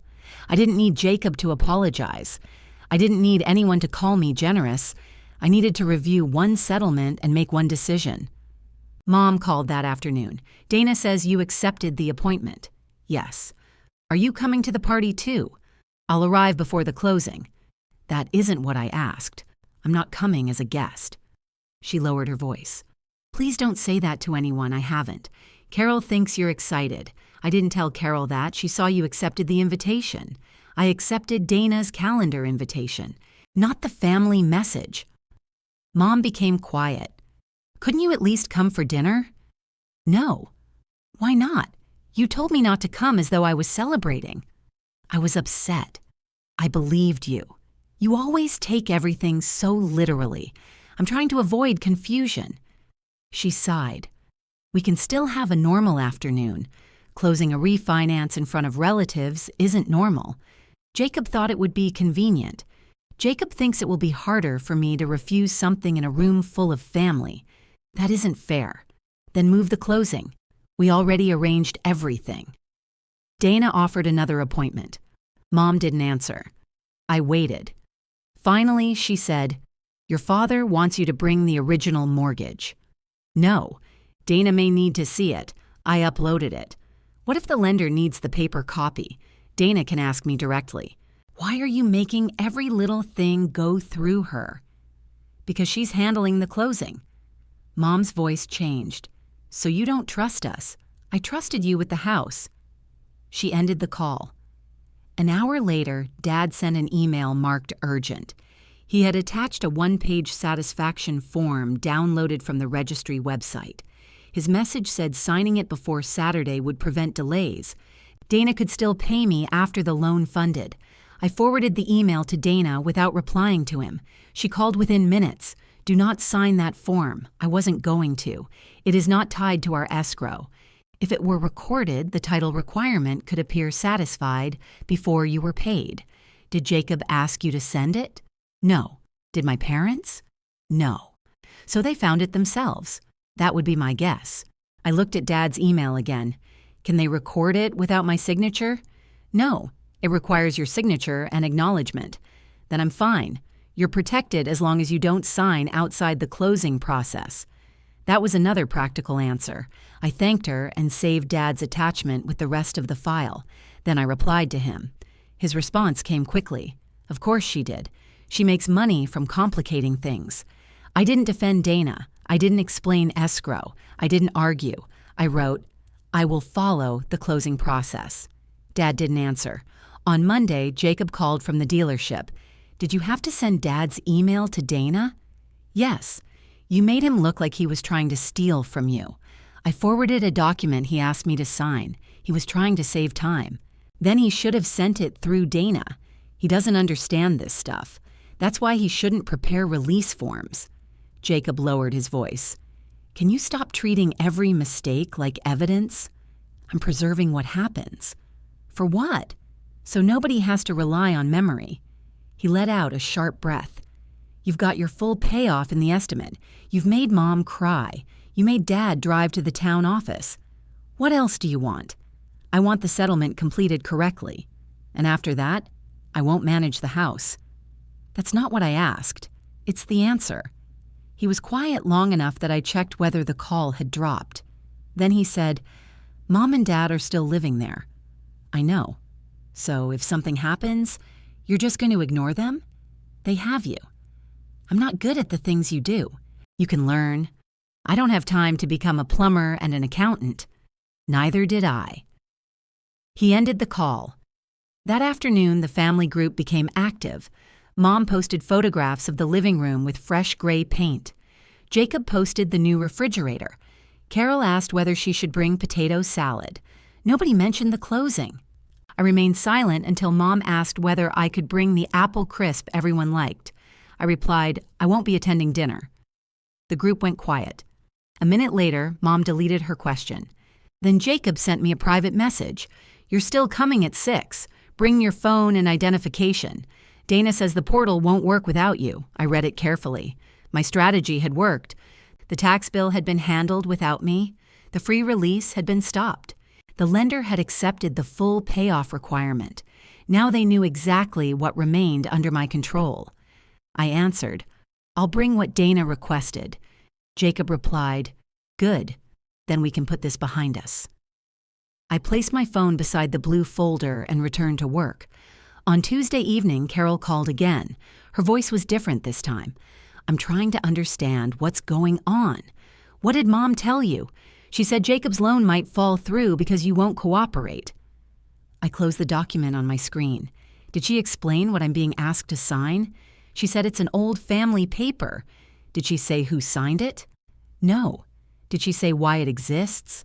Carol hesitated. She said you insisted on paperwork when your parents were having money problems. That was carefully chosen. It made the mortgage sound like something I had imposed during a weak moment. What else did she say? That you're upset about Jacob getting the house. I am. She said you never wanted it. I didn't. Then I don't understand. I looked toward the blue folder. I could explain the whole thing. Carol would probably believe me if I showed her the payment records. But the gathering was 3 days away, and the title Closer was still working. If I started sending family members documents, Mom would say I was building a case against her. The proof needed to remain where it was until the settlement was real. I'm not trying to take the house, I said, then sign whatever they need. I can't discuss the closing with you. That makes it sound worse. I know. Carol sighed. Your mother says Robert may have to go back to work. Dad retired because he wanted to. She said the new payment will change everything. There wouldn't be a new payment if they hadn't transferred the house. That was their choice. Yes, and now this is yours. There was no anger in her voice, just disappointment.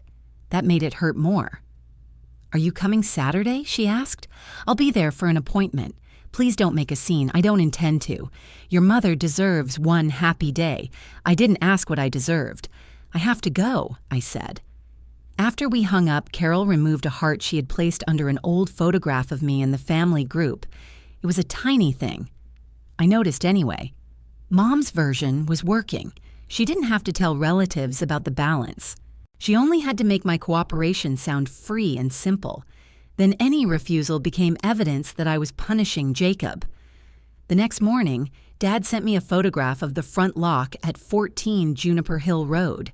The brass lock had been replaced with a silver keypad. His message said, Jacob changed the locks for security. Your old key will no longer work. I stared at the photograph. The lock had been installed during the renovations. It was reasonable for a new owner to change it. The message wasn't about security. Dad wanted me to understand that my access had ended. I took the front door key off my ring and placed it beside the side door key in the blue folder. My key ring felt lighter in my hand. A minute later, another message arrived. If you reconsider your position, we can all start fresh Saturday. I didn't answer.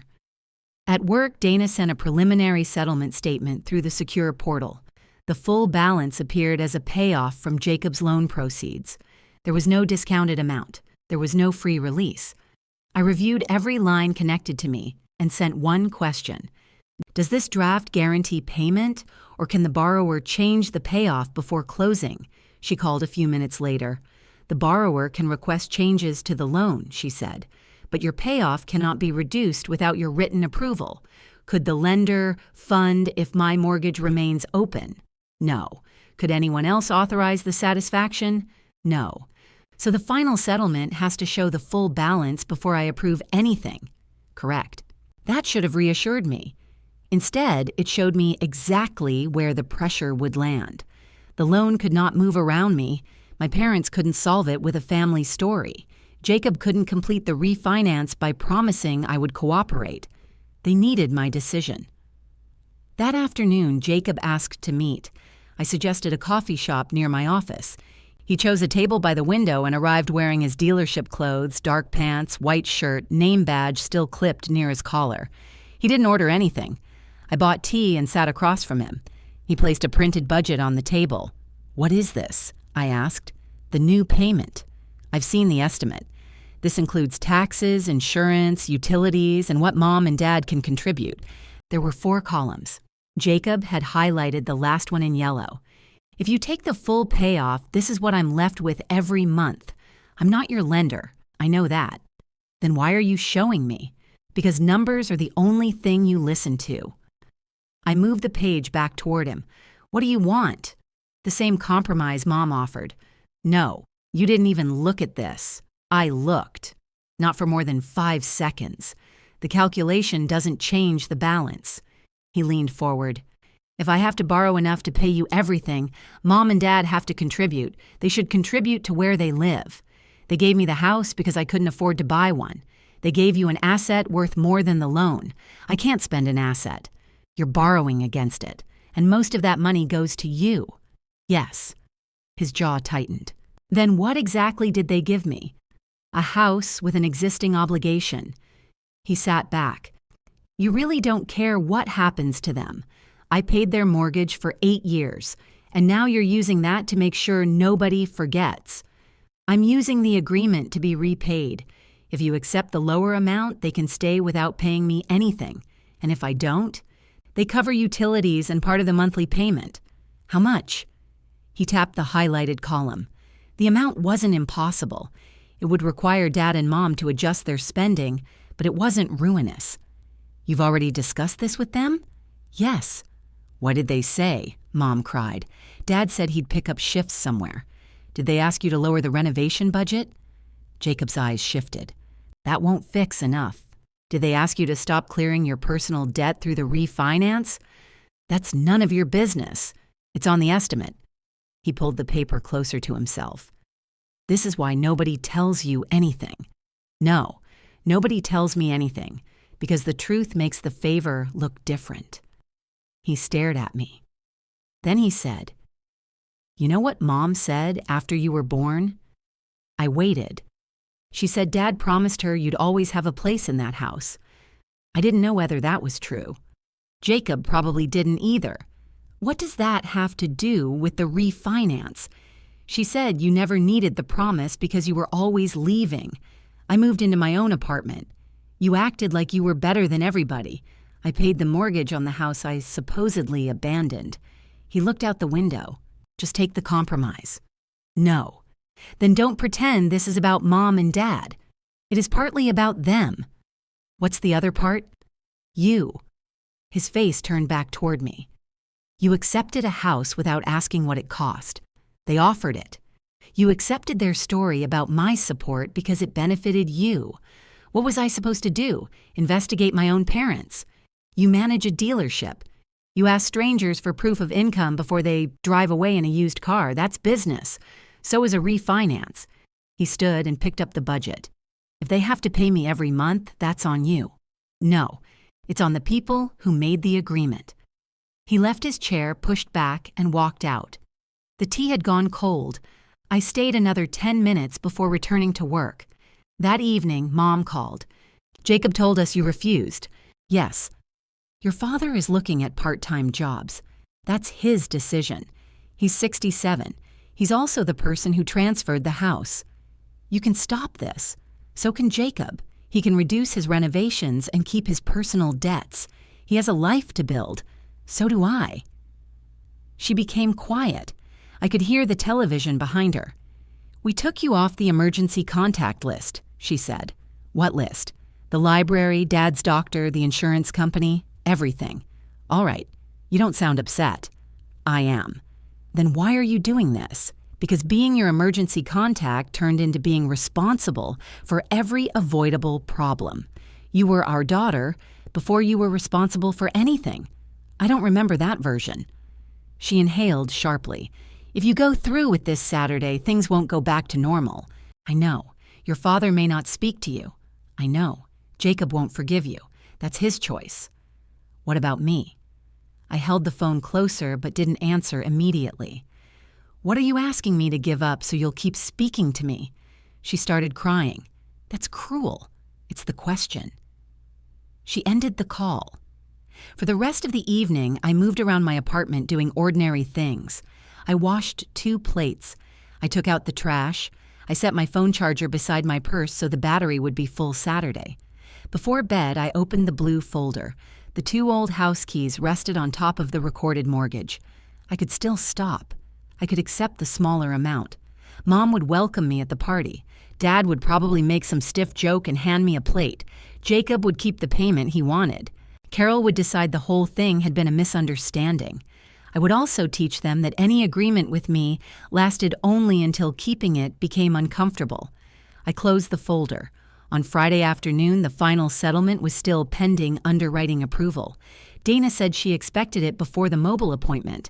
"If it changes," she said, "you'll see the change before authorization. And if the payoff is reduced, do not approve it." I thanked her. Then I sent one final message to Mom, Dad, and Jacob. "I will arrive at 6. I will review the settlement and authorize a paid satisfaction only if the full balance is guaranteed. I understand that this may change our relationships. My decision remains the same." Nobody replied. I charged my phone, placed my identification in my purse, and set the blue folder beside the door. Saturday morning, Dana emailed the final settlement statement. I opened it on my laptop, not my phone. The payoff line still showed $144,000. The amount came from Jacob's new loan proceeds. My satisfaction would be held until funding, then recorded after the money was sent. I checked the wiring instructions twice. Dana called it 10. "Underwriting has cleared the file," she said. "The lender approved the payoff documentation, so the balance is no longer in question." "Correct. Can the settlement change after I approve it? Not without a new disclosure and new authorization. What exactly will I do tonight?" "You'll review the final figures in the portal. Once you confirm your payoff, the system will send a 6-digit authorization code to your phone. You enter it into the portal. That authorizes us to use the settlement funds to satisfy your mortgage. Does Jacob receive that code?" "No. It goes only to the verified lien holder." "Can I enter it before the appointment?" "No." The secure session opens when I begin the closing. I looked at the blue folder by my door. If I don't authorize, what happens? The lender doesn't fund. Your mortgage remains open. And if I authorize after confirming the full payoff, we complete the refinance, your balance is paid through escrow and the satisfaction records. Jacob keeps the house. Yes. That removed the last uncertainty. My leverage didn't require Jacob to lose the property. It required him to finance what my parents had tried to hand him without cost. Dana added, "I want to be clear about something. My job is to follow the settlement instructions. I'm not deciding who is right in your family. I understand. If anyone asks you to approve a different release, tell me. I will. Would you prefer to come to my office instead?" For a moment, I considered it. A separate appointment would be cleaner. There would be no relatives, no food on the table, no chance for Mom to turn my refusal into a scene. Can the borrower close at the house while I authorize from your office? I asked. Not at the same time. We would need to schedule 2 coordinated appointments. Would that delay funding? Probably until Monday. Jacob had chosen the house because he thought the room would help him. If I moved the appointment, everyone would hear that I had delayed it. The pressure would still exist. It would just continue through the weekend. I'll come to the house, I said. All right. Bring your phone and identification. You don't need to bring the original mortgage. Thank you. After we hung up, I printed the final settlement and placed it behind the certified deed. I could have refused the refinance. That would have been easier in one sense. I could keep my mortgage in place, let the deadline pass, and make Jacob live with a title he couldn't clear. He would lose the loan. The renovations would stop. Mom and Dad would spend months blaming me every time a bill arrived. I didn't want that. I wanted the agreement performed. If the money was guaranteed, I would authorize the satisfaction. I would not use the lien to take the house from him or to keep him trapped. That distinction mattered to me, even if nobody else cared. At noon, Dad sent a message. Your mother barely slept. Last chance to accept our proposal privately. I replied. The final settlement provides full payment. I will complete it tonight. He wrote back. Then don't expect us to pretend this is okay. I saved the message and put my phone down. At 3, I showered and dressed for the appointment. I chose black pants, a blue blouse, and flat shoes. Nothing festive, nothing severe. I checked my phone battery, 100%. Then I sat at my kitchen table and rehearsed the conversation in my head. At first, I imagined explaining all 8 years. I imagined naming every repair, every bill, every time Jacob was excused because he needed encouragement. The speech grew longer each time I tried it. I stopped. Nobody needed a history lesson to understand a settlement statement. The payment records were verified. The mortgage was recorded. The transfer had triggered repayment. If someone asked why I was doing this, I would answer the question asked. I wouldn't give them 10 years of pain and hope they handled it carefully. At 5:15, I placed my phone, identification, and charger in my purse. I carried the blue folder under one arm. The drive to Juniper Hill Road took less than 15 minutes. Cars lined both sides of the street. Carol's sedan was near the mailbox. 2 vehicles belonged to my adult cousins. Jacob's car was in the driveway beside Dad's truck. I parked down the road. For a minute, I stayed in the driver's seat. Through the front window, I could see people moving around the living room. The new gray paint made the room look colder than I remembered. I tried the opening sentence I'd considered at home. I'm here because the transfer triggered repayment. It sounded like a meeting. I tried another. You were all told I supported this, but I didn't. That sounded like an accusation. In the end, I decided not to open with anything. Dana would open the closing. The documents would create the conversation. I got out of the car and walked up the hill. The new keypad was lit. I didn't know the number. Before I could knock, Carol opened the door. You came. She sounded relieved. I have an appointment at 6. Yes, your mother said. She stepped aside. The house smelled like roast beef and new paint. Someone had placed white balloons near the staircase. A banner across the living room read, Welcome home, Jacob. Jacob had never stopped living in Keene. He wasn't even moving into the house yet. Still, everyone clapped when he entered the room carrying a tray of drinks. He saw me and stopped. You're early. It's 5:40. Dana isn't here. I know. Mom came from the kitchen, wiping her hands on a towel. For 1 second, she looked happy to see me. Then she noticed the blue folder. You brought it. Yes. She lowered her voice. I was hoping you might come in without making this look official. It is official. Carol was still near the door. She pretended to straighten a row of coats.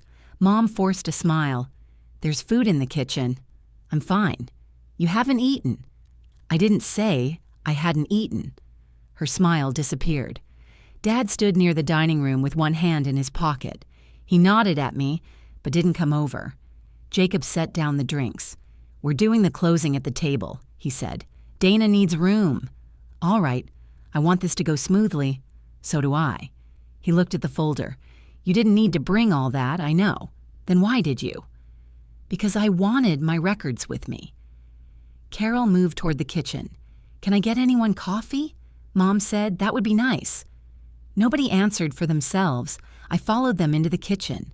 The new refrigerator filled the space Jacob had measured. It was stainless steel with 2 doors and a screen on the front. Mom noticed me looking. It was on sale.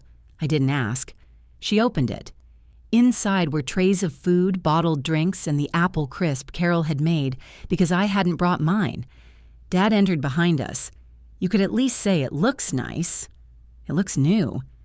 Jacob laughed from the doorway. "Careful. That's practically a compliment." Carol smiled uncertainly. I took a glass of water and stood near the counter. One of my cousins asked Jacob when he planned to move in. "I'm not rushing Mom and Dad," he said. "They can stay as long as they want." Mom reached over and squeezed his hand. "That's our boy." I looked down at my water. Carol saw me. "Your mother said you did so much to keep this place going," she said. "It must feel good knowing it stayed with Jacob." Mom's shoulders rose slightly. Everyone nearby became quiet enough to hear my answer. "I'm glad Mom and Dad still have somewhere to live." It was true and gave away nothing. Carol nodded, but she looked unsatisfied. Jacob stepped in. "Natalie's always been practical. She knows this makes sense." I met his eyes. I know what was recorded. Dad set his cup down. "Let's not do this before the appointment." I didn't start anything. "No one said you did," Mom replied. The room had the careful politeness of a dinner where everyone had received different instructions beforehand. At 5:55, headlights crossed the front windows. Dana arrived carrying a black case and a tablet. Jacob opened the door before she knocked. "Right on time," he said. She introduced herself to everyone and asked where she could set up. Jacob led her to the dining table. There were still plates and serving bowls across one end. Mom rushed to clear them. "You all can keep eating," Dana said. "I only need enough room for the signers." Jacob pulled out a chair for himself. Dad and Mom sat beside him. I remained standing. Dana looked at me. "Ms. Williams, I'll need you here when we reach the lien satisfaction." "I'm ready," Carol whispered to one of my cousins. "I thought this was just Jacob's loan." Dana heard her. "It is. Ms. Williams is a recorded lien holder." The room changed. Nobody asked a question immediately. Mom carried an empty platter into the kitchen and stayed there longer than necessary. Jacob spoke first. "It's old family paperwork. We're clearing it tonight." Dana opened her case. "We'll follow the settlement." She placed the tablet on a stand and connected it to a small wireless keyboard. Then she took out several folders and checked everyone's identification. When she reached me, she compared my license to the name on the mortgage. "Your phone number ends in the digits you confirmed?" "Yes." "And you have the phone with you?" "Yes." Jacob looked toward my purse. Dana returned my license. "All right." She reviewed the loan documents with Jacob first. Interest rate, monthly payment, taxes, and insurance. The relatives stayed nearby, pretending to talk while listening to every word. When Dana stated the monthly payment, Dad's face tightened. Jacob signed. Mom rubbed her thumb along the edge of the table. Dana continued through the disclosures. No one interrupted until she reached the settlement statement. She turned the tablet toward Jacob.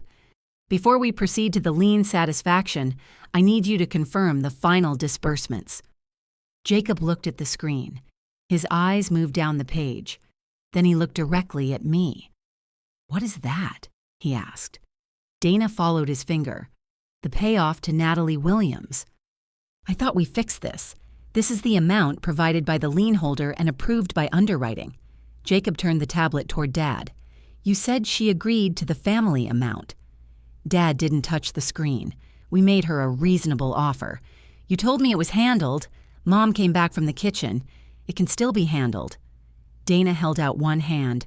"Before we continue, I need the borrower to confirm whether these disbursements match his understanding." "They don't," Jacob said. He looked around the room. Carol stood near the doorway holding a paper plate. My cousins had stopped pretending not to listen. Jacob pointed at the payoff line. "This is an old family arrangement." Natalie helped Mom and Dad for a while, and they signed something because she wanted protection. She's supposed to release it. I remained standing beside the table. Dana asked him, "Release it as paid through this settlement?" "No. Release it because it was never a real loan." Dad nodded. "That was our understanding." It wasn't.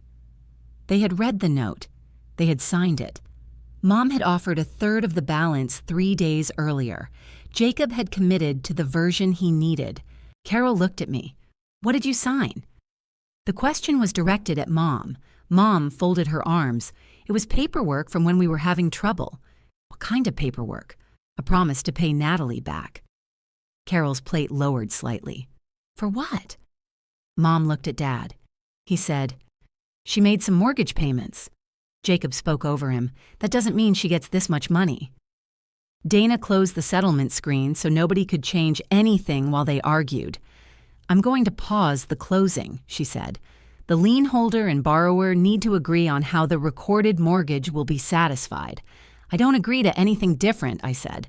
"The approved settlement is correct." Jacob pushed his chair back. "No, it isn't." I opened the blue folder. I took out the first lender confirmation and placed it on the table, then the final one. Then I set down the ledger summary. I paid $1,500 directly to Mom and Dad's lender every month for 8 years. Carol stared at the 2 confirmations. Dad said, "Nobody is denying that you helped. I'm not calling it help anymore." Mom's eyes moved toward the relatives. "This did not need to happen in front of everyone. You scheduled the closing here. We thought you would behave like family. I'm following the agreement." Jacob picked up the ledger summary. "You made this yourself." "Yes, so it proves nothing." Dana opened her folder. The title company verified the ledger against the recorded mortgage, the note, selected bank statements, and lender confirmations. Jacob looked at her. "All 8 years. We verified the amount to the lender's requirements." I took the ledger from his hand. The payments total $144,000. Carol's mouth opened slightly. One cousin whispered, "Oh my God." Mom sat down. "We did not ask her to pay that much all at once." "No," I said. "You asked me to keep paying." Dad rubbed his forehead. "You could afford it. That didn't make it free." Jacob looked from the documents to the settlement. "Why didn't anyone tell me?" I asked Mom and Dad that. "I'm asking you." "You learned about the lien from your lender. I sent you the notice the same day. You knew before I accepted the house. I learned about the deed after it was recorded." He turned toward Dad. "You told me she knew." Dad's face had gone red. "We said she knew the house would stay in the family." "No," I said. "You told him I supported it." Mom spoke softly. "We believed you would." Carol set her plate on the sideboard. "You told me she had agreed." Mom looked at her. "I said Natalie helped make it possible. You said you worked it out as a family." "We did." I held up the recorded deed. I wasn't told until 3 days after this was recorded. The room became quiet. That was the belief change. Until then, the relatives had assumed they were watching me complicate an agreed gift. Now they understood I had learned after the transfer. Jacob didn't let the silence sit. "Fine. They should have told me. They should have told you. That still doesn't mean you take everything. I'm taking back what I paid. You already have a good job. So do you. You don't need a house. This isn't about whether I need your house. It's Mom and Dad's house." "No, it's yours." He glanced at the banner in the living room. That part had been easy to celebrate when ownership meant new appliances. It sounded different beside the loan documents. Dad picked up the handwritten proposal from inside his jacket. He must have brought his own copy. "We offered her $48,000, he told the room. Carol stared at him. "Why that amount?" "It was a compromise.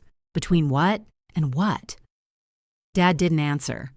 Mom said, "We thought Natalie would be generous."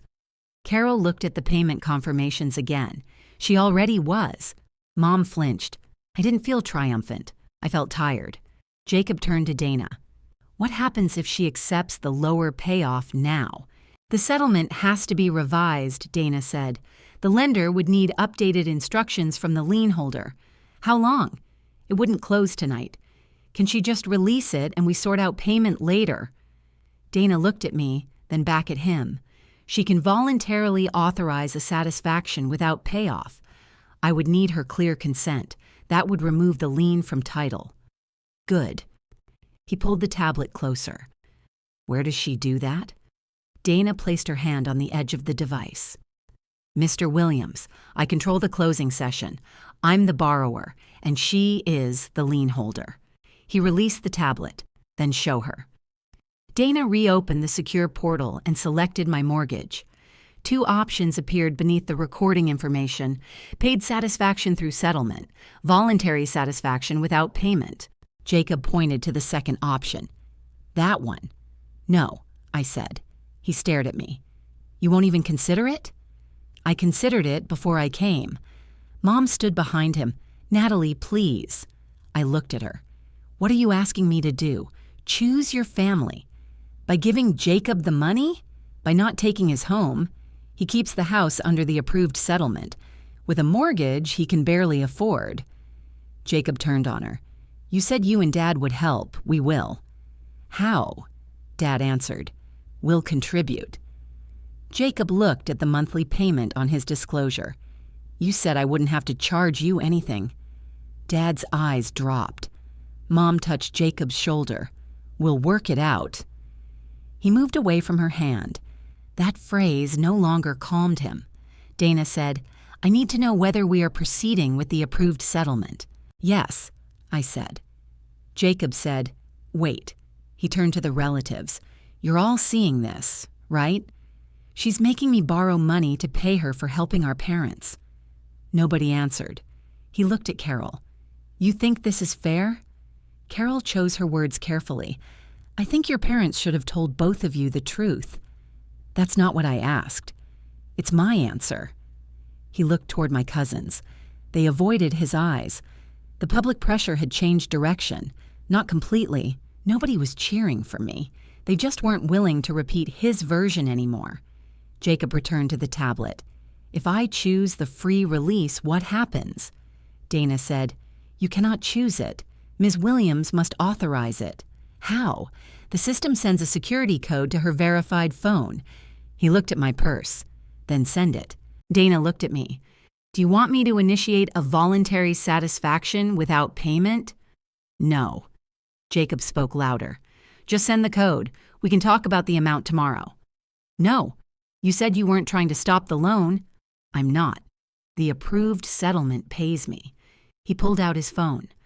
If the lien is released for free, the extra loan proceeds come to me.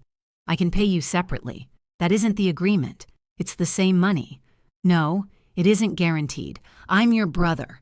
That doesn't guarantee payment. Dad stepped closer. Give him the code, Natalie. I didn't raise my voice. No. Mom's face tightened. You came here knowing you would do this. I came here knowing I would authorize a paid satisfaction. Jacob looked at Dana.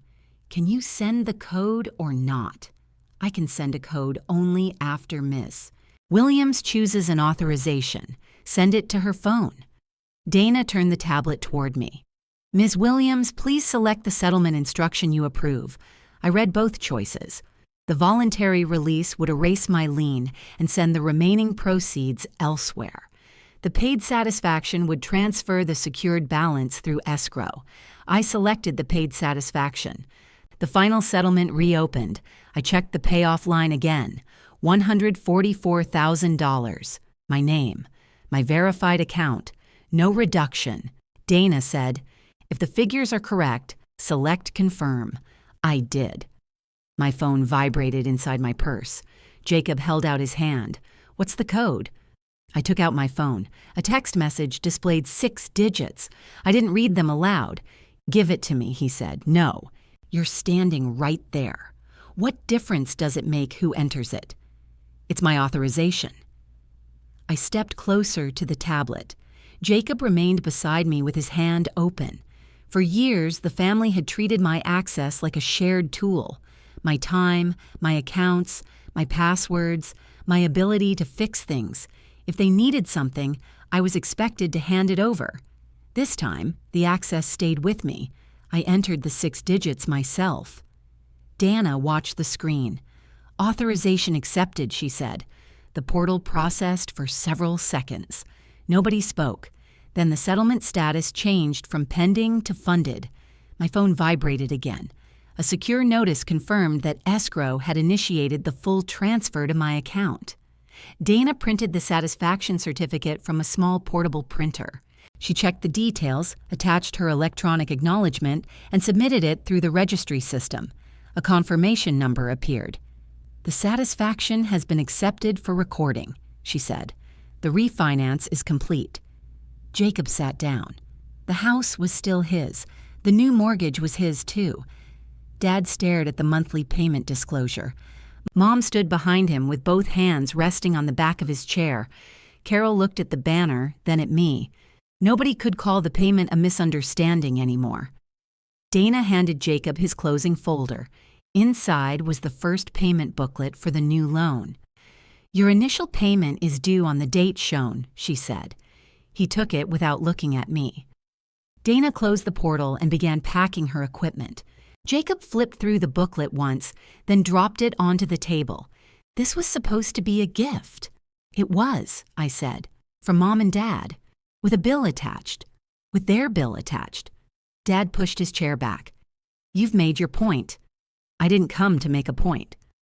Mom looked around at everyone still standing nearby. "Could we have some privacy now?" Carol picked up her purse. "You invited us to watch the closing. We invited you to a housewarming," and then held the closing in the dining room. Mom's face tightened. One cousin quietly carried 2 plates into the kitchen. The other began collecting coats. Jacob remained at the table. "You knew exactly what this would look like," he said to me. "I asked you to move the appointment. You could have signed privately." "I did sign privately."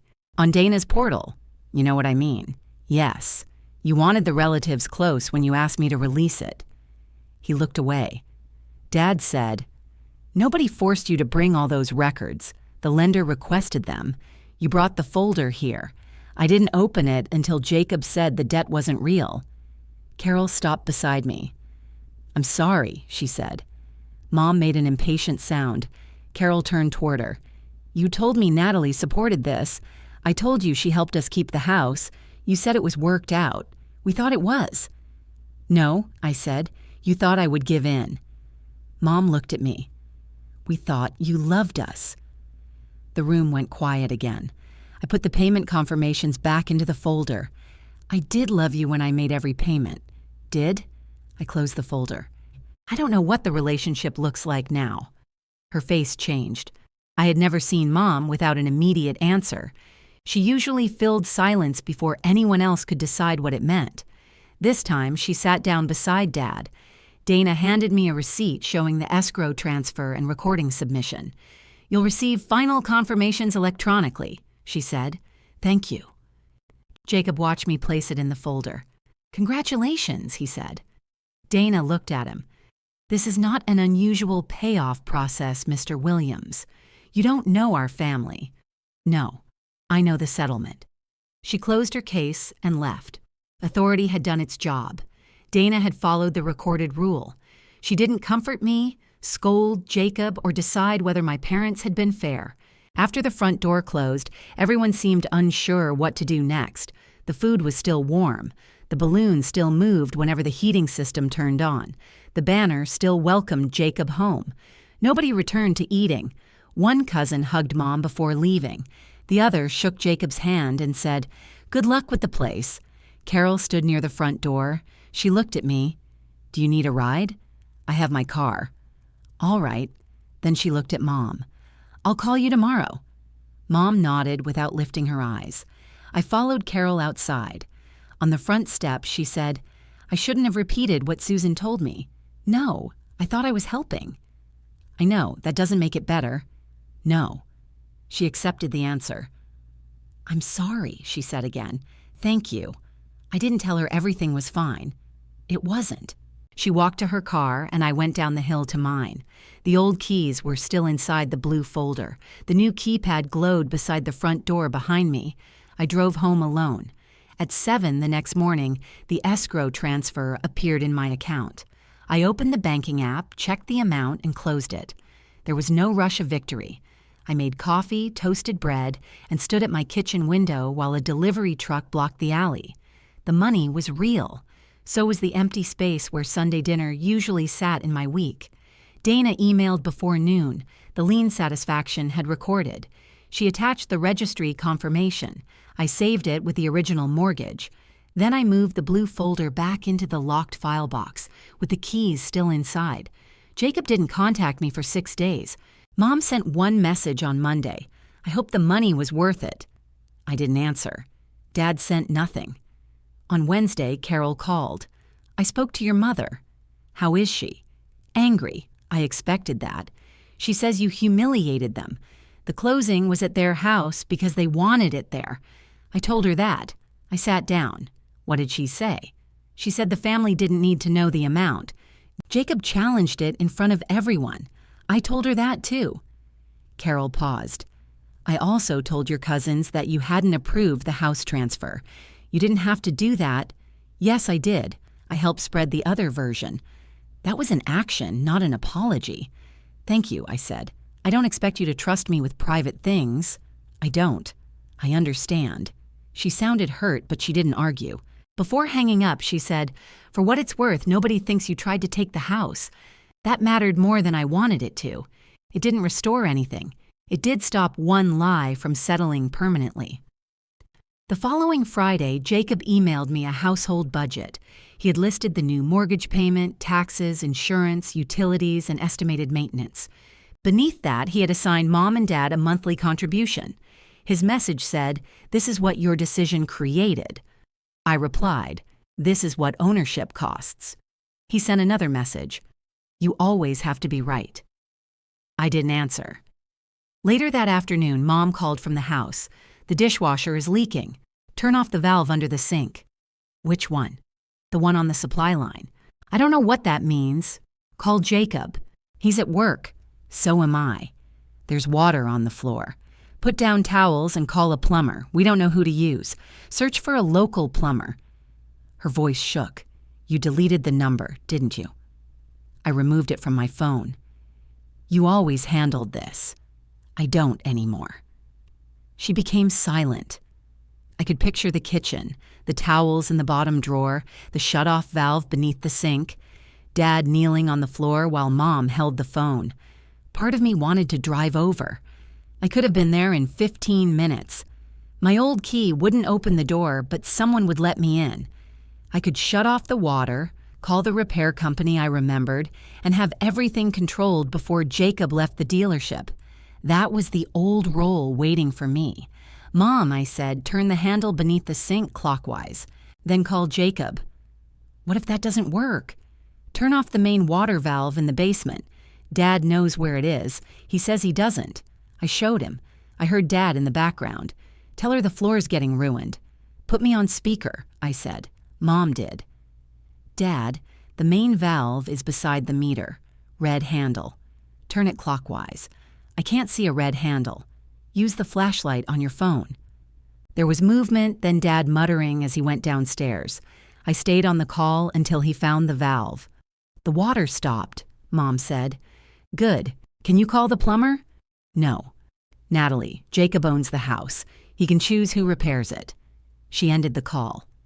An hour later, Jacob sent a photograph of the dishwasher pulled away from the cabinet.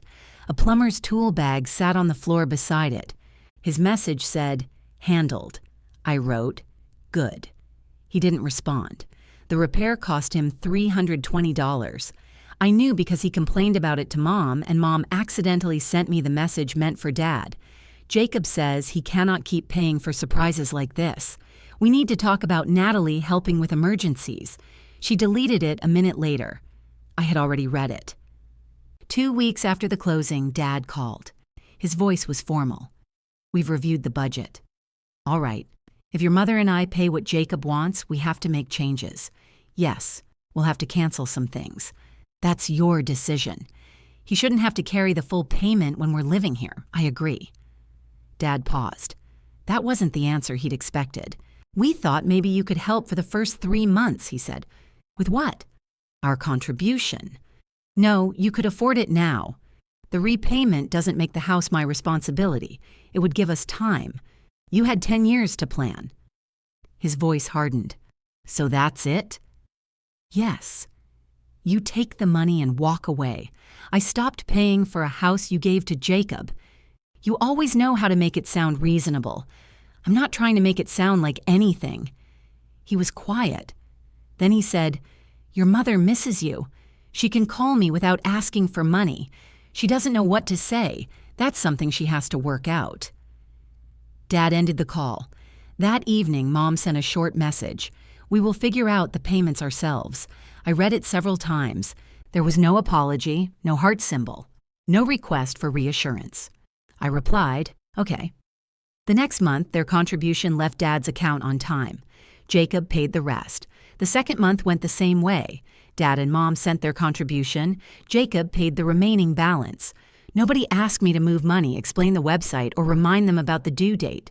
The third month, Mom called on a Tuesday evening. I almost let it go to voicemail. Then I answered. "Hi," she said, "hi." There was a pause. "I'm not calling about a bill." "All right, I wanted to ask if you'd meet me for coffee." "Where?" "The place near the library." "When?" "Saturday morning." I checked my calendar, even though I knew it was empty. "I can meet at 10. Thank you." She sounded relieved, but she didn't turn that relief into another request. On Saturday, she was already seated when I arrived. She had bought her own coffee and left mine unordered. That was small, but I noticed. Mom usually ordered for me, then acted surprised when I wanted something different. I sat across from her. She folded and unfolded the paper sleeve around her cup. "I owe you an apology," she said. I waited. I knew the agreement wasn't just paperwork. Her eyes stayed on the table. I didn't remember every sentence. That part was true. But I remembered that we had promised to repay you if the house changed hands. Okay. I told myself giving it to Jacob wasn't the same as selling it. You knew the clause covered a gift. Yes. That was the first time she said it without softening the answer. She continued. "I also told Carol that you supported the transfer. You hadn't. I said it because I knew she would ask whether we had considered you. Did you consider me?" "Yes." Her answer came quickly. Then she corrected herself. "We considered how you would react. That isn't the same thing. No. We thought you'd be upset, but we also thought you would come around. Because I usually did." "Yes." She took a breath. "I'm sorry." I looked through the window at people walking past with shopping bags. What happens the next time you need money? We don't ask you. What happens when something breaks? We call Jacob or a repair company. What happens if Jacob says he can't afford it? We work it out with him. And if relatives ask what happened, I tell them we transferred the house without discussing it with you, and the house had a debt we were responsible for. That answer sounded practiced. I didn't mind. Some truths need practice before people can say them without escaping halfway through. "I accept the apology," I said. Her face lifted. "That doesn't mean things go back. I know. We're not combining finances again. I understand. I'm not becoming an emergency contact for the house. All right? And I don't want invitations that turn into repair appointments." She looked embarrassed. "We did that a lot." "Yes. I thought it made you feel needed. It made me feel useful." She nodded slowly. "I confused those." We finished our coffee without hugging. When we stood, Mom asked whether she could call me the following week. "You can call," I said. She did. The first few calls were awkward. She asked about work, the weather, and a book she thought I might like. Neither of us knew how to speak without a task in the middle. We learned. A month later, the heating system at the house stopped during a cold morning. Mom sent me a message. "The heat is out." We called the service company. "They're coming between noon and 3. Just letting you know, not asking you to arrange it." I replied, "I hope it's an easy repair." At 4, she wrote, "Bad igniter, fixed now." Robert waited for the technician, and Jacob paid the invoice. I didn't call to verify. I didn't ask for the receipt. The house had functioned without me again. Dad took longer. He didn't speak to me for nearly 4 months after the closing. He sent birthday wishes through Mom, but he didn't sign his own name. Then he called one evening while I was washing dishes. "I'm outside your building," he said. I looked through the window. His truck was parked near the curb. "Why?" "I brought something." I went downstairs. Dad stood beside the truck holding a small cardboard box. Inside were things I'd left at the house over the years: a winter scarf, 2 books, an old phone charger, and the ceramic bowl Grandma had given me before she died. "I thought you'd want these," he said. "I do." He handed me the box. We stood on the sidewalk with traffic moving behind us. "Your mother says I need to apologize," he said. "Do you agree?" His mouth tightened. "I agree I handled things badly. That isn't the same thing." "I know." He put both hands into his jacket pockets. "We called you capable whenever we wanted Jacob to need more." I said nothing. He looked past me toward the building. "It made us sound proud of you." "Really? It was an excuse. If you were capable, we didn't have to worry about what we asked from you." "That's true. I don't like hearing it. I didn't like living it." He nodded. "I'm sorry." "Thank you." "Can we have dinner sometime? We can meet at a restaurant. Not the house?" "Not yet." He accepted that. We met the following month at a small restaurant downtown. Mom came too. Jacob did not. Dad paid his portion of the check. Mom paid hers. I paid mine. Nobody pushed the bill toward me. That became our arrangement for a while. One dinner each month, usually somewhere neutral. No shared accounts, no household errands afterward. Mom slipped once. During dinner in January, she mentioned that the homeowner's insurance renewal looked wrong. "Natalie, could you take a quick look?" I put down my fork. She stopped herself. "No, sorry. I'll call the agent." The following week, she told me the agent had corrected the mailing address. She didn't send me the policy or ask me to confirm it. Dad slipped too. He called about a loose railing beside the front steps. "Do you remember who installed it?" "No. You were here when we had it done." "I arranged it." "Right." He went quiet. Then he said, "I'll ask Jacob." 2 days later, Dad sent a photograph of the repaired railing. Jacob had tightened the bolts and replaced one bracket. It wasn't perfect. It was secure. Jacob remained angry. He answered Mom when she mentioned me, but he didn't call. At family dinners, he arrived only if he knew I wouldn't be there. Once, he emailed me a copy of his loan statement with the payment circled. No message, just the number. I replied, "Please don't send me your financial documents." He wrote, "Thought you'd enjoy seeing it." I didn't answer. His resentment belonged to him. I stopped trying to reduce it. He kept the house. He made the payments. He finished the bathroom renovation more slowly than planned and waited another year before replacing the living room furniture. Mom and Dad contributed every month they lived there. They also began keeping a folder near the kitchen phone. It held tax receipts, insurance notices, repair invoices, and account numbers. Dad wrote due dates on a wall calendar. Mom kept the service contacts. The system wasn't elegant. It worked. I closed my own ledger after the registry confirmed the satisfaction. On the final line, beside the balance, I wrote, "Paid through escrow." Then I encrypted the archive and returned the original papers to the file box. I didn't spend the repayment quickly. For several weeks, it sat untouched while I adjusted to seeing it in my account. Eventually, I restored the savings I had used during those 8 years and increased my retirement contributions. I also booked the fall trip I had postponed. I stayed in my apartment. For the first time, it didn't feel like proof that I had been left out of a family home. It felt like mine. Nobody had a key unless I gave it to them. Nobody arrived with a bill and called it dinner. Repair with Mom and Dad remained conditional. They didn't receive access to my accounts. I didn't co-sign anything. I didn't become their backup contact again. What changed was simpler. They called because they wanted to speak to me. They invited me without preparing a task. When I said no, the conversation continued. That was the part I had wanted for years. I had mistaken being necessary for being loved because necessity was the only version my family offered consistently. The repayment mattered. It returned money I had earned and protected with ordinary paperwork. But the real change happened after the money arrived, when I stopped using service as the price of belonging. If this story meant something to you, subscribe and tell me which city you're watching from. The following spring, I accepted an invitation to dinner at Juniper Hill Road. Jacob was there. He spoke to me politely and nothing more. Mom served roast chicken. Dad cleared the plates without asking me to help. Near the end of the evening, the kitchen faucet began dripping. Dad noticed it first. "I'll replace the washer tomorrow," he said. Jacob nodded. "Text me if you need the right size." Nobody looked at me. When I put on my coat, I opened the blue folder I had brought from my apartment. The last old key was inside. Jacob's new payment booklet sat on the entry table beneath the keypad instructions. He had left it there after checking the next due date with Dad. Mom watched from the kitchen doorway. Dad stood beside her. Neither asked me to keep the key for emergencies.